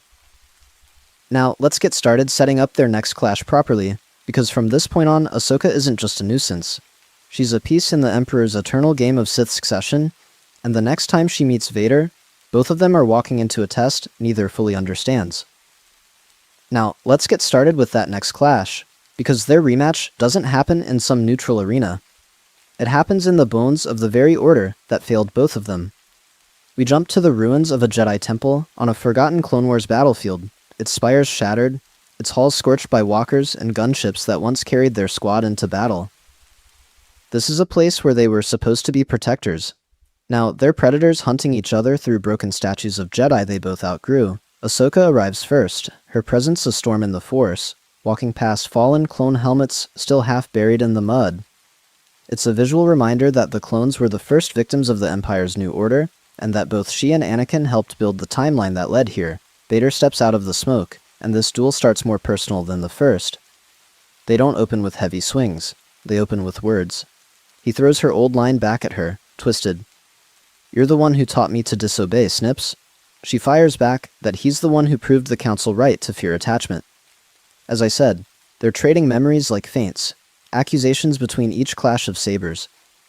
Their movements echo old training sessions on the Resolute, but every familiar spin now ends in a brutal kick or a force choke attempt.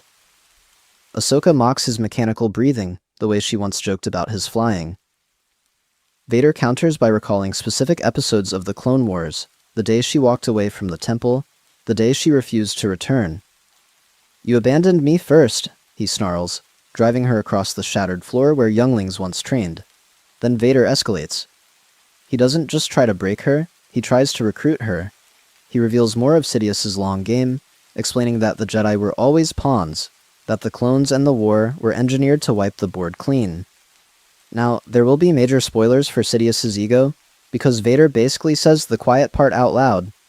Together, he and Ahsoka could overthrow the Emperor and end that cycle of betrayal forever. For a moment, Ahsoka wavers. The idea of tearing Sidious down is fun in a terrifying way, and her patience with the rebellion's slow, careful moves has already worn thin. She sees how many more worlds will burn if they keep playing by the old rules. But then Vader casually dismisses an entire rebel cell they both felt die in the Force as necessary losses. That's the line. She can't accept a future built on that much ash. The duel explodes in intensity. Vader drives her through a collapsed balcony. She barely catches herself with the Force and returns with a furious counterattack, carving through the temple's ancient murals. Eventually, though, he lands a crushing blow, sending her crashing into the cracked floor, armor shattered, Leku scorched. He advances, convinced that the next time they meet, there will be no more half measures. But as rubble collapses and dust swallows the scene, we're left wondering, did Ahsoka die there? Or did something far worse crawl out of those ruins? What crawls out of those ruins isn't a corpse, it's a question. Because as the dust settles, Ahsoka isn't standing in the temple anymore. She's falling through blackness, through whispers, through the sound of her own voice, echoing from a dozen different moments in the timeline. Now, let's get started with where she actually lands. The world between worlds. In Rebels, of course, we see Ezra step into this mystical Force realm, a place of floating pathways and starry void, where every doorway is a moment in time. We watched him pull Ahsoka out of her duel with Vader on Malachor, literally yanking her from one episode of her life into another. Here, that same cosmic space opens, but not to save her. It's reacting to the Mortis corruption that still stains her soul. I thought it would be fun to flip the entry point. Instead of Ezra finding a painting on Lothal, our dark Ahsoka stumbles through a shattered mural deep under the Jedi Temple, or even through a Mortis-linked monolith the Order buried and forgot. She's broken from her fight with Vader, desperate to undo Sidious's rise, desperate to undo her own fall, and the Force answers with a door that should never have opened for someone in her state. As she walks those pathways, the temptation is immediate. Around her, windows flare to life. Mortis, where the sun first twisted her. The gunships descending on the Jedi Temple during Order 66. Anakin kneeling before Sidious, hearing the words, "Rise, Darth Vader." Each portal is close enough to touch. She realizes she could step through, warn the Council, kill Sidious in his office, or even stop her younger self from ever leaving Mortis corrupted. It's the ultimate command post. No clones, no squad, no army. Just her hand on the levers of time. Now, there will be major spoilers for her soul here, so there's your warning. The Son's lingering influence in her mind is thrilled. This is control on a scale even he never had. She hears his promises again, telling her that the Jedi wasted the Force, that with one decisive strike she could fix everything.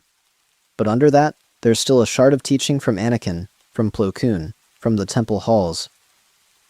All those lessons about attachment, destiny, and the danger of trying to own the future instead of serving it. The pattern interrupt comes when she reaches for a portal and pulls back. Not because she's suddenly redeemed, but because she understands something worse. She sees branching echoes, fractured possibilities, realities shattering as she interferes. Saving one friend erases 1,000 strangers. Killing one Sith births another. As I said, Mortis is a nexus, and the world between worlds is its echo. If she rewrites too much, she risks tearing the whole tapestry. So she does something far scarier. She doesn't save herself on Mortis. She doesn't stop Order 66. She watches, she learns, and she accepts that some choices are fixed points that define the galaxy.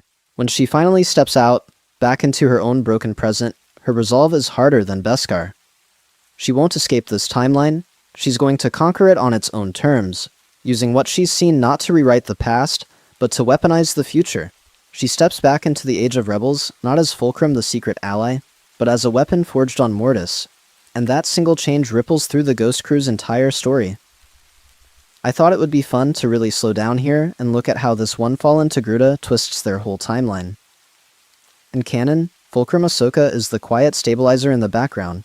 Here, there is no gentle voice on the other end of the transmission, reminding them that they're fighting for people, not just against an empire. So, there's your warning.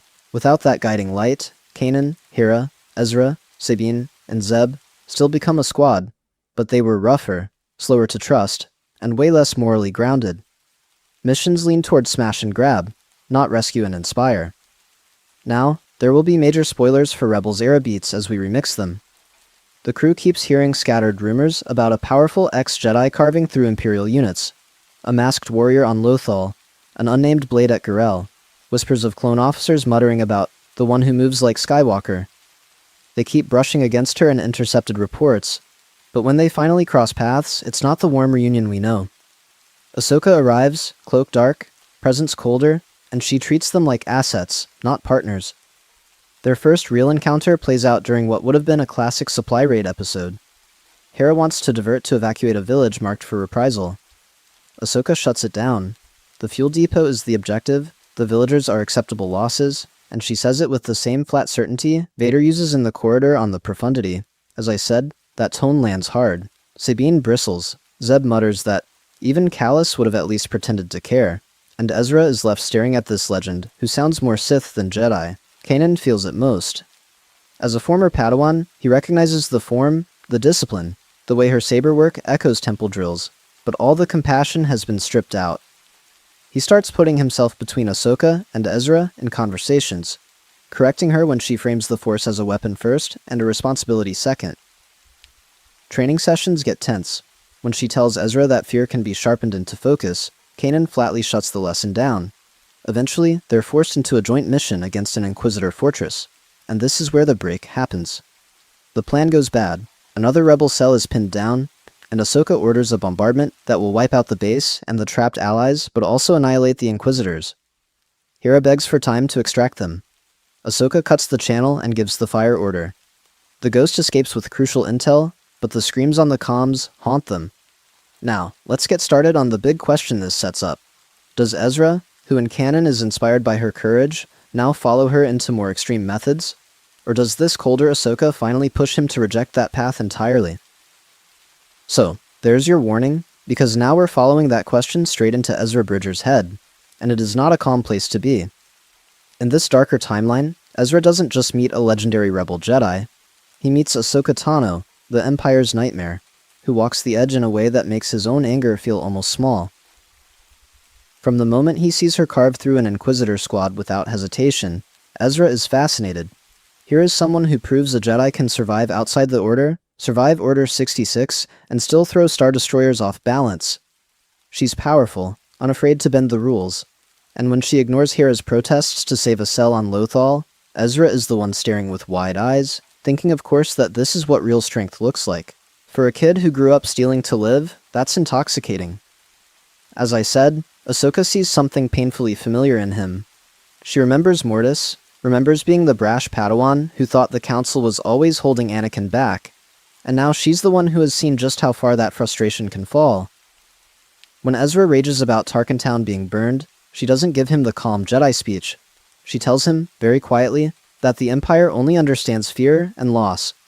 Then, almost in the same breath, she warns him that if he lets that fire decide his choices, the Force will stop being a friend and become a chain. That tension is exactly what sets Kanan off.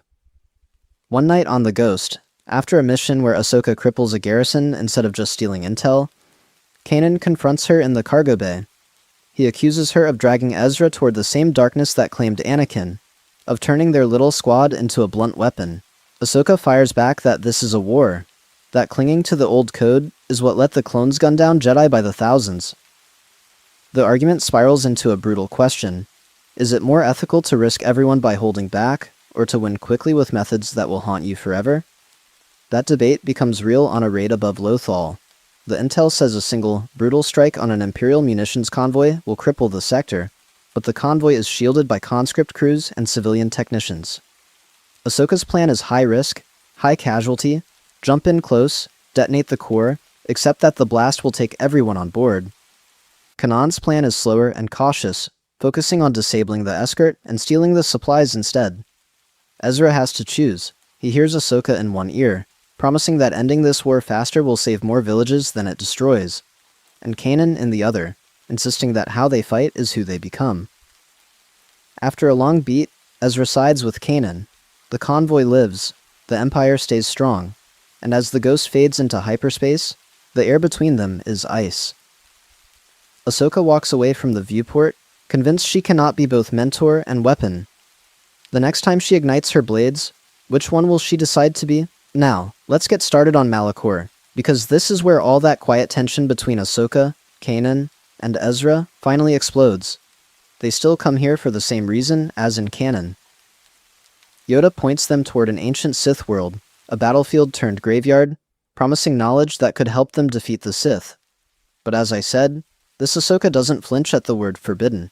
She's the one who argues they can't win a war by playing by Jedi rules that already failed. Kanan wants caution, Ezra wants answers, Ahsoka wants an edge. When their shuttle cuts through the ash clouds and they step out onto that petrified battlefield, Ahsoka moves like she's walked these scars before. The fallen Sith statues, the scorched earth, the half-buried sabers scattered among the dust, they were all warnings in canon. Here, they're reference points. She recognizes the temple architecture, muttering about Mortis-era cults and children of the sun, who tried to bottle what he was. Ezra and Kanan share a look. This isn't trivia from the Jedi archives. This is lived memory. Inside the temple, the dark side hums. Ezra brushes a carved mural and recoils. Ahsoka doesn't.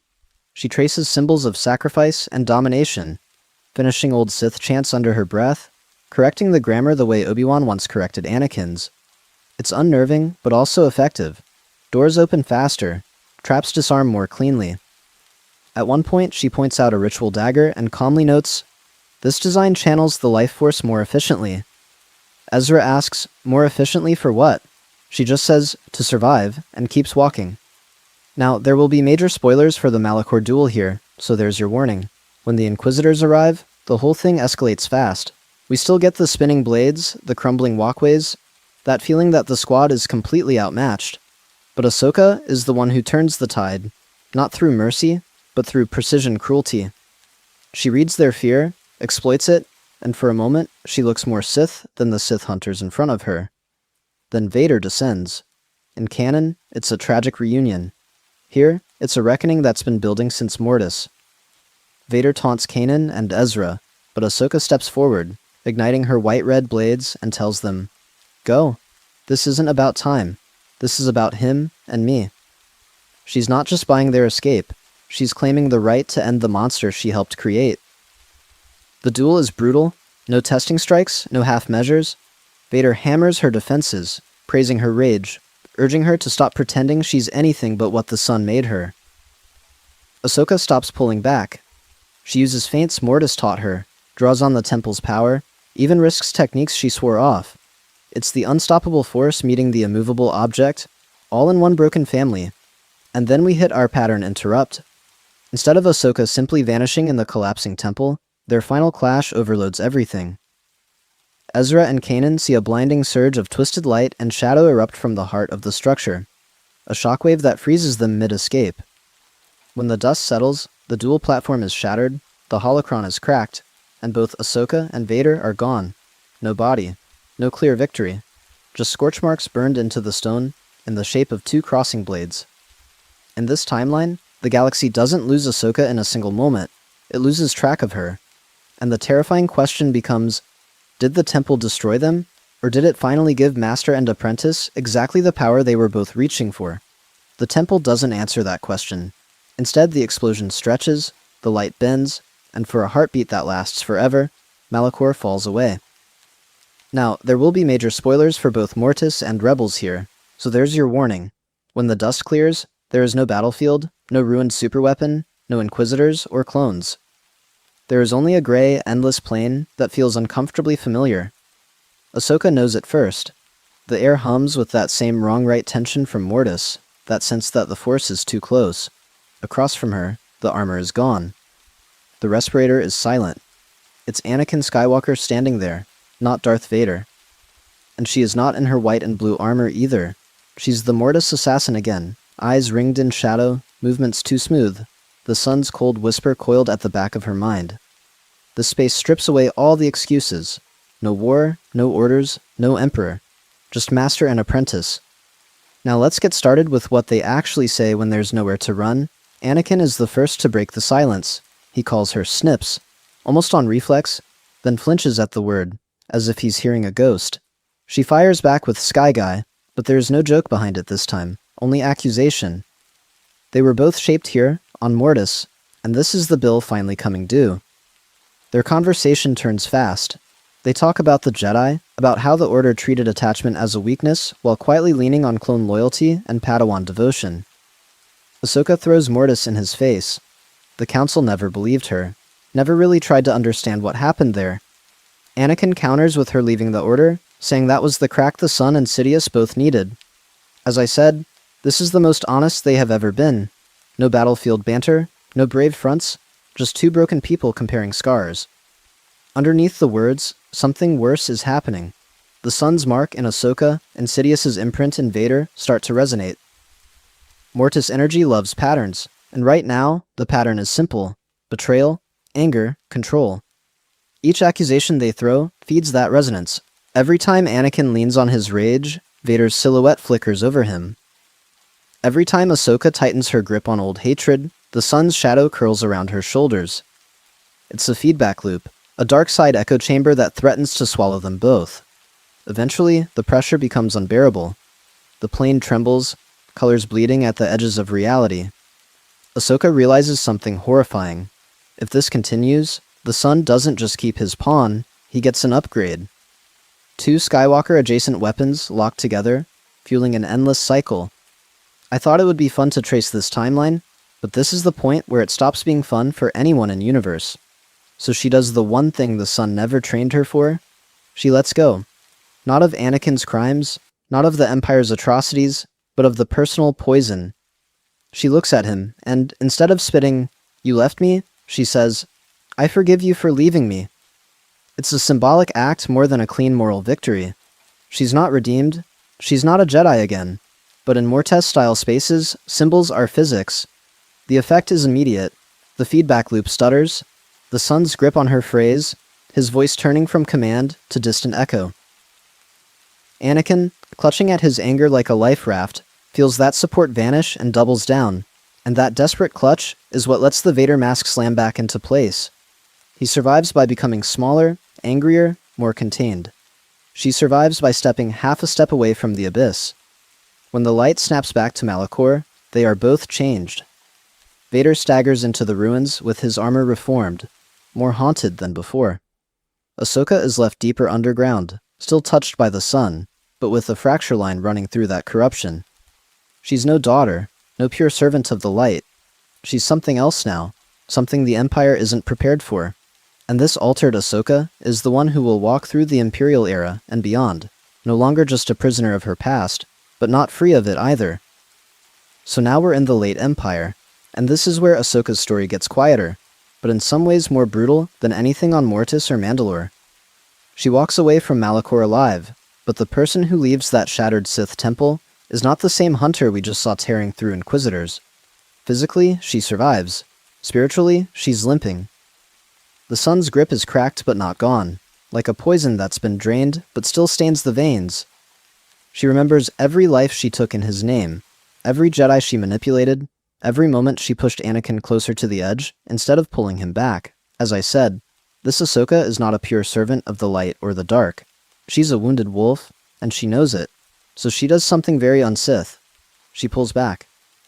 I thought it would be fun to trace this part of the timeline, almost like a ghost story, because that's how the galaxy experiences her now. She stops leading cells, stops coordinating fleets. No more fulcrum broadcasts. Instead, she moves in the shadows between major battles, slipping into worlds the Empire barely bothers to log. Her missions become surgical and deeply personal.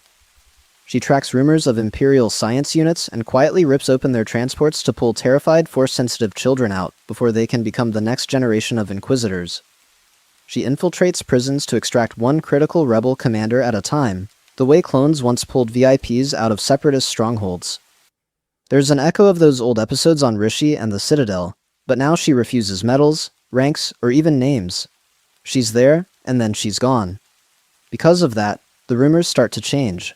In the early Imperial years, she was the terrifying shadow that hunted the hunters, the thing Inquisitors whispered about when they joked, "At least it's not Tano," in the same bitter tone clones once used for General Krell. Now, there will be major spoilers for how the Rebellion talks about her, so there's your warning. By the time of Yavin and Hoth, you hear stories of a pale figure with mismatched sabers who appears when a transport is about to be lost, or when a child is about to be taken, then vanishes before anyone can say thank you. Crucially, she keeps her distance from the heart of the story we know. She feels Luke and Leia in the Force, bright and raw, and she refuses to touch that flame. She avoids Mon Mothma, Bail's surviving allies, even Hera's tight-knit squad when she senses them. In her mind, her darkness is a contagion. Let the hopeful ones carry the banners. She'll work in the gutters. But the Force doesn't let her stay small forever. As Endor approaches, there's a storm building that even a wounded wolf can't ignore. A presence she knows better than anyone. A chain of futures where everything breaks or finally heals. And on the forest moon's horizon, Ahsoka Tano has to decide, does she step onto that battlefield one last time, or watch destiny unfold without her? She feels Endor before we ever see the forest moon on screen. Not the shield generator, not the Death Star, but that old, raw wound in the Force where Anakin Skywalker used to be.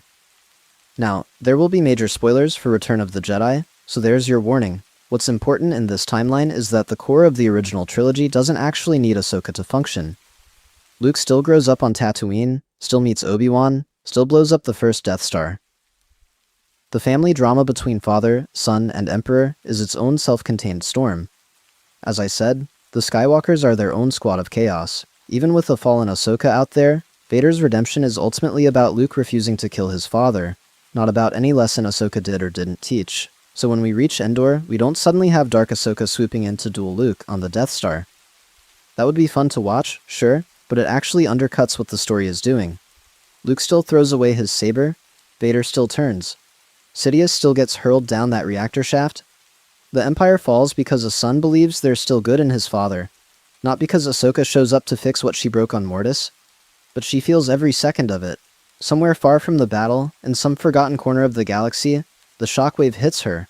First, the flare of Luke's compassion, bright and stubborn. Then the fracture in Vader's armor, the tiny, impossible return of Anakin. And finally that screaming void as Sidious is torn out of the equation. It's victory, of course, but for her it lands like a confession. Someone did save him. It just wasn't her. That's the knife twist. For years she's carried the story that she was the one who ruined Anakin. On Mortis, on Mandalore, through the dark work she did for the Son. Now, in one brutal moment, she has to accept that she was never the center of his fate. She was a current pushing him, yes, but not the tide itself. After Endor, she doesn't rush to join the celebrations. Instead, I thought it would be fun to have her slip back to a place from the Clone Wars that only they remember. Maybe the abandoned hangar on Ryloth where Anakin joked, "You're reckless, Snips," and she shot back, "You're one to talk." She stands there in the dust, no clones, no Jedi, no cheering rebels, and offers him the only honor she knows how to give, quiet. And here's the pattern interrupt. You'd think this is where her story fades out, a dark echo to a brighter saga. But Endor is not an ending for Ahsoka. It's a reset. With Sidious gone and Anakin at peace, the three forces that defined her life, the Jedi, the Sith, and the Skywalkers, finally loosen their grip. Now, let's get started on what happens when she has to decide who Ahsoka Tano is without any of them. So, there's your warning that this is where our timeline really starts to drift into that strange territory between victory and fallout. The Empire has fallen at Endor, but the galaxy doesn't snap back to peace. It shatters. And Ahsoka, still carrying the sun's shadow, walks right into that chaos. The early New Republic is messy. Imperial remnants, Moff warlords, ex-ISB hit squads, and criminal syndicates all carve up space, and it feels uncomfortably familiar to her. She's seen warlords on Mandalore, she's watched Maul run a crime empire, she's operated alone between fronts. Now those old patterns repeat on a galactic scale. The rebel dream of a clean reset turns into a patchwork of provisional councils, barely supplied fleets, and worlds that swap Imperial banners for local tyrants overnight. Now, there will be major spoilers for Ahsoka's soul here, because she doesn't step into this as a hopeful hero. She's a weapon looking for a target, and the New Republic keeps trying to holster her. They offer her rank, titles, even a special advisory role. She turns them all down. After the Jedi Council, after Sidious's empire, after watching clones turned into tools by a single order, she refuses to be another blade on someone's organizational chart. Instead, she shows up when it suits her. A convoy vanishes in Hutt space, a warlord starts crucifying defected stormtroopers, a Force cult on some forgotten moon starts worshipping Vader's mask. Ahsoka appears, does the job with surgical brutality, and disappears before the medals ceremony. As I said, she understands institutions. They were always one bad leader away from atrocity, and she's not putting her name under another crest. In the middle of all this, she collects strays. Not a Jedi Order, not even a squad. Just a handful of Force sensitives who survived the dark years. A frightened teenager who snapped a binder's lock without touching it. A former Inquisitor recruit who ran before their first kill. A child of partisans who feels cold when people lie. She teaches them in old cargo bays and ruined temples, hammering in survival first. No robes, no code, no, there is no emotion, there is peace. She quotes something closer to Saw Gerrera than Yoda. Live, choose, and never surrender your will to anyone, not even her. One mission crystallizes all of this. A warlord in the Mid-Rim has rebuilt his forces around the legend of Vader. He wears modified black armor, broadcasts Imperial marches, and calls his flagship the Second Executor. His troops chant, "Lord Vader lives in us." When Ahsoka infiltrates his command deck, he greets her with a bow and calls her the lost shadow of the Chosen One. It hits hard. She sees Anakin in the iconography, herself in the fanaticism, and the son in the way he twists fear into devotion. The warlord has studied Vader's campaigns, copied Mustafar hollows, and even adopted Ahsoka's own ruthless ambush tactics from old Imperial records. Taking him down isn't just a tactical problem. It's an autopsy of everything she helped create by walking the dark path and then surviving it. She dismantles his fleet with terrifying efficiency, but the victory doesn't feel clean. Rumors spread that a dark-robed woman slaughtered an entire bridge crew without drawing a blaster. New Republic officers whisper about using her on the unknown regions front, where strange fleets and darker cults are starting to stir. Now, let's get started on the really unsettling part. Because as new threats emerge beyond known space, things that don't fit Sith, Jedi, or Imperial patterns, Ahsoka's corrupted Mortis scars, her history with Vader, and her brush with Sidious might make her one of the only beings who actually recognizes what's coming. And the question is not whether the New Republic will accept her help. It's whether the galaxy can survive the kind of help she's now willing to give. Now, let's get started by jumping forward on our timeline to the era of The Mandalorian, where our corrupted Ahsoka has had decades to sharpen herself into a weapon. By this point, she's a seasoned, battle-scarred Force user stalking the Outer Rim, and people talk about her the way clones once whispered about Ventress. Out here, her name is a mix of myth and warning.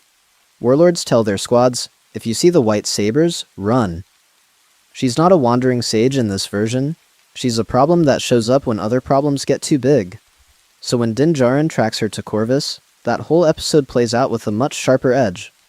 As I said, she's already sensed Grogu long before she reveals herself, and instead of that quiet test in the forest, she opens by slamming Din into a tree with the Force, just to see if his Beskar and his resolve actually hold.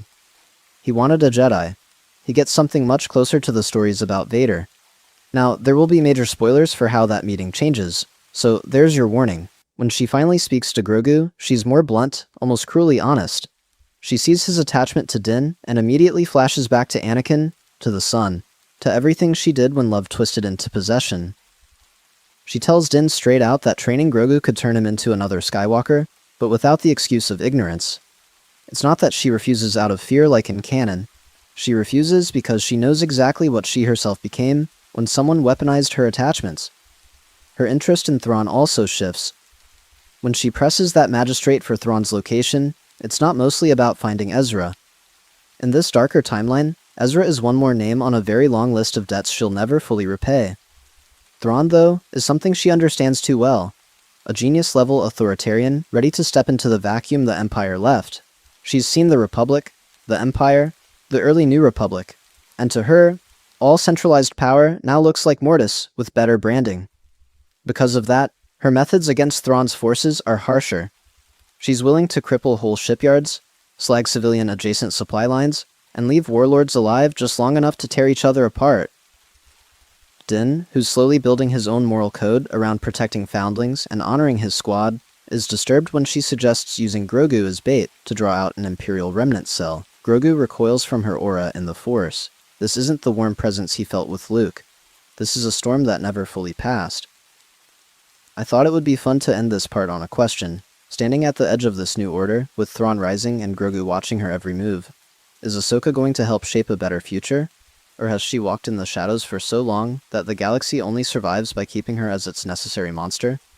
And if she chooses the latter, what happens when Din and Grogu decide that monster has gone one step too far? Now, let's zoom out and actually look at what this corrupted Ahsoka does to the whole timeline, because this is where the ripples get brutal and weird at the same time. We've been so focused on Din, Grogu, and Thrawn that it's easy to forget just how many people's fates quietly shifted the moment the sun kept his claws in her on Mortis. The first big category is the Hunters and the Hunted. Inquisitors who, in canon, terrorized the galaxy for years now run into a problem. A former Jedi commander who knows all their tricks and has no interest in taking prisoners. Several of the early Inquisitors die on obscure worlds, their ships left as burning warnings. But the cost is that some rebel cells never get the fulcrum version of Ahsoka. They get the shadow. Whole squads on places like Lothal and Garel are wiped out or radicalized, copying her no mercy for monsters approach until they start looking a little monstrous themselves. On the criminal side, Maul's empire plays out very differently. When he tries to leverage Mandalore and Crimson Dawn, he isn't just facing Sidious and Vader, he's facing Ahsoka, who remembers every alley on Sundari and every weak point in his style from their original duel.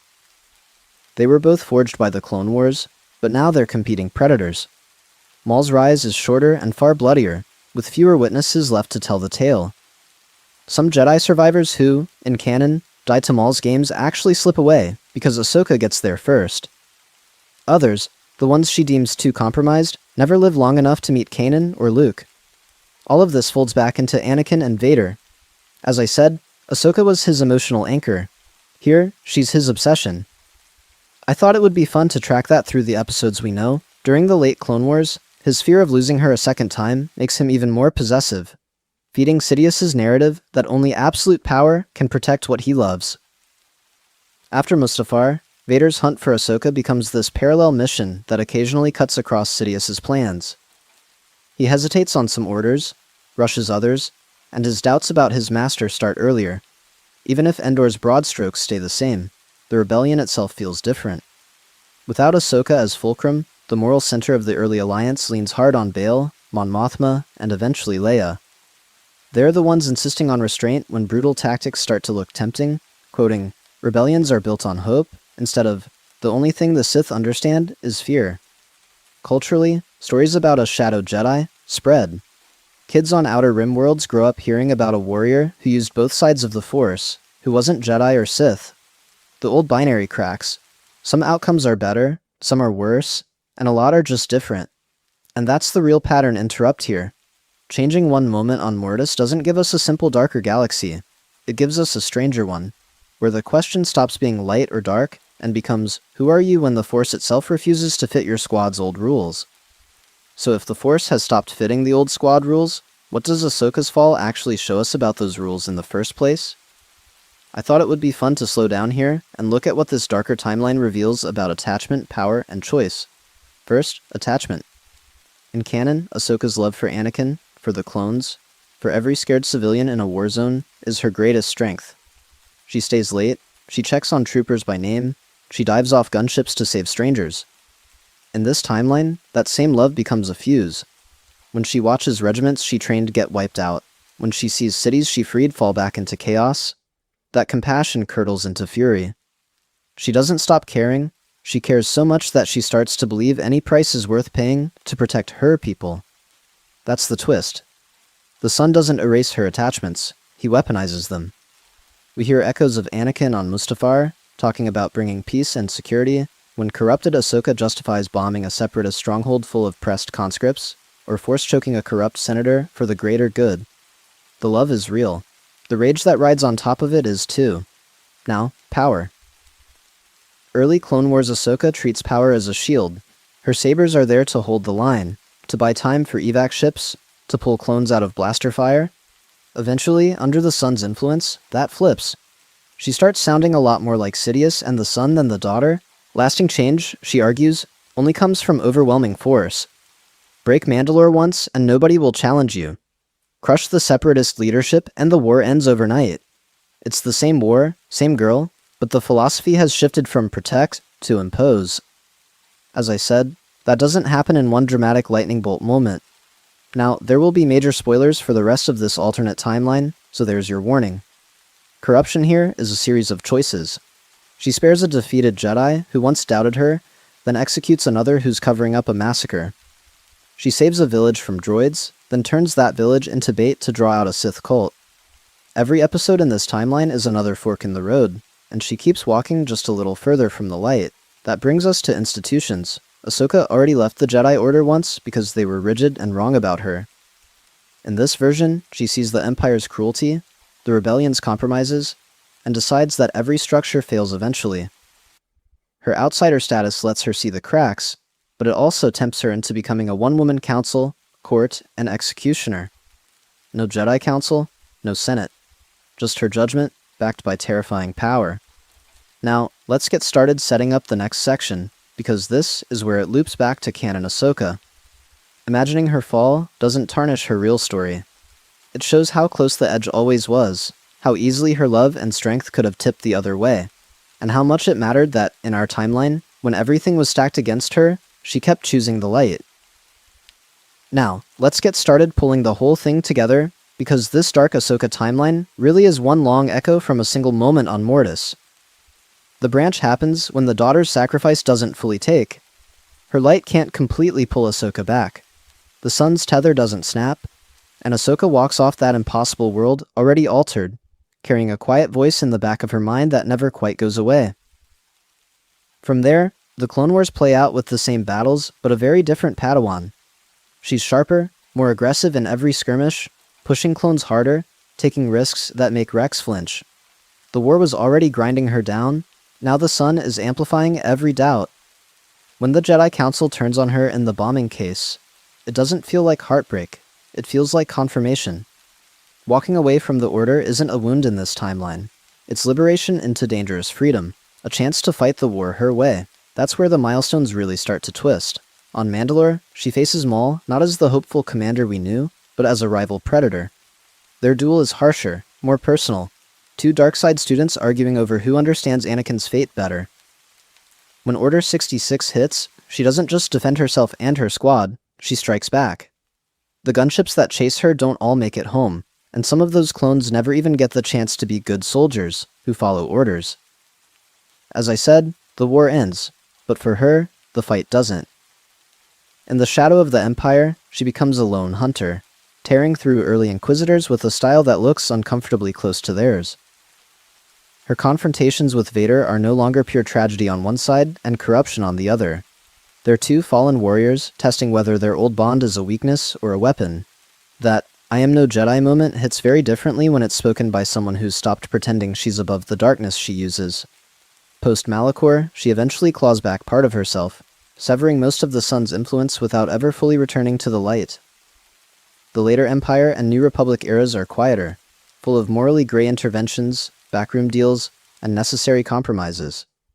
By the time we reach the Mandalorian era, she's a wary, distant figure. She helps Din, she tests Grogu, but there's always that sense that she's keeping her own ledger of debts and threats. And through all of it, the through line never really changes. This is still Ahsoka Tano, defined by fierce loyalty and stubborn independence. In our canon timeline, those traits make her a hero. In this one, they drag her over the edge and keep her there. That's why this fall hurts. The same fire that saved so many people now burns them, and the Snips, who once joked with clones, becomes the shadow they tell stories about instead. So, there's your warning going into the next section.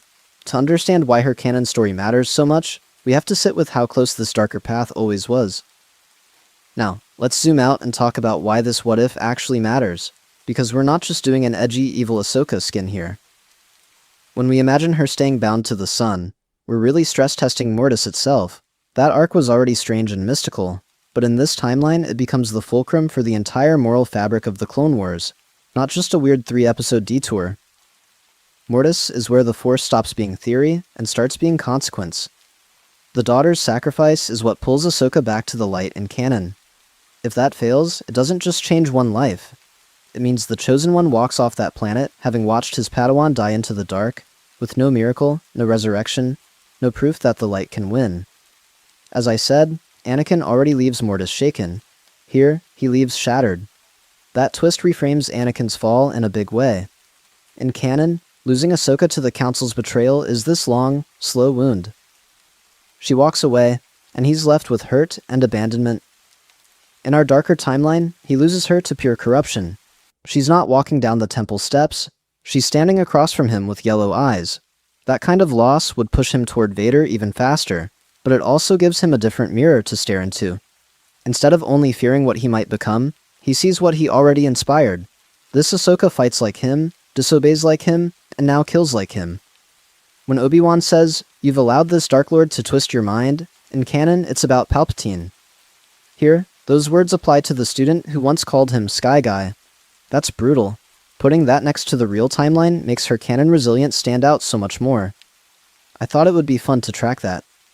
She walks away from the Jedi without turning bitter, even though she has every reason to. She survives Order 66, hunted by clones she loved, and she doesn't become a monster. Then she shows up in Rebels not as some edgy assassin, but as the calm, white blade beacon who faces Vader and still calls him Anakin. So, there's your warning about how we see Ahsoka. She's not invulnerable to the dark. Mortis proves she can fall. The Chip's arc proves she can be broken. What makes her powerful is that she continually chooses against the darkness, again and again, in moments where our alternate Ahsoka would lean into it. That makes her hopefulness and compassion heavier, not lighter. Now, let's get started setting those two versions side by side. Hold the hero we have and the fallen warrior we imagined in your mind at the same time, and feel how thin that line really is, because the rest of this timeline is going to walk right along that edge. So now that we've walked that entire dark timeline edge together, this is where I really want to hand the world between worlds over to you. We've traced how one corrupted moment on Mortis could echo out through the Clone Wars, the Empire, Rebels, and beyond. Now it's your turn to decide where our fallen Ahsoka hits the hardest. First, tell me which battle you would most want to see completely reimagined with the fully dark Ahsoka leading the opposition. Is it Umbara, where she replaces Pong Krell and turns those shadowy corridors into a personal hunt for the 501st clones she used to call her squad?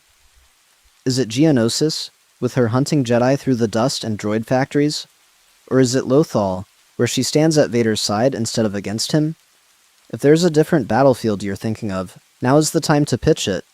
I thought it would be fun to also open the door for scenes we only brushed past, so there's your warning. We are going beyond the episodes and into pure what if. In the sequels era, does she become a whispered legend that even Kylo Ren is afraid to mention? In the far future, does a new generation of Jedi find records of a mysterious dark warrior who was once Anakin's Padawan and eventually try to redeem her? Drop your best what if Ahsoka stayed corrupted. Moments that we didn't have time to fully explore.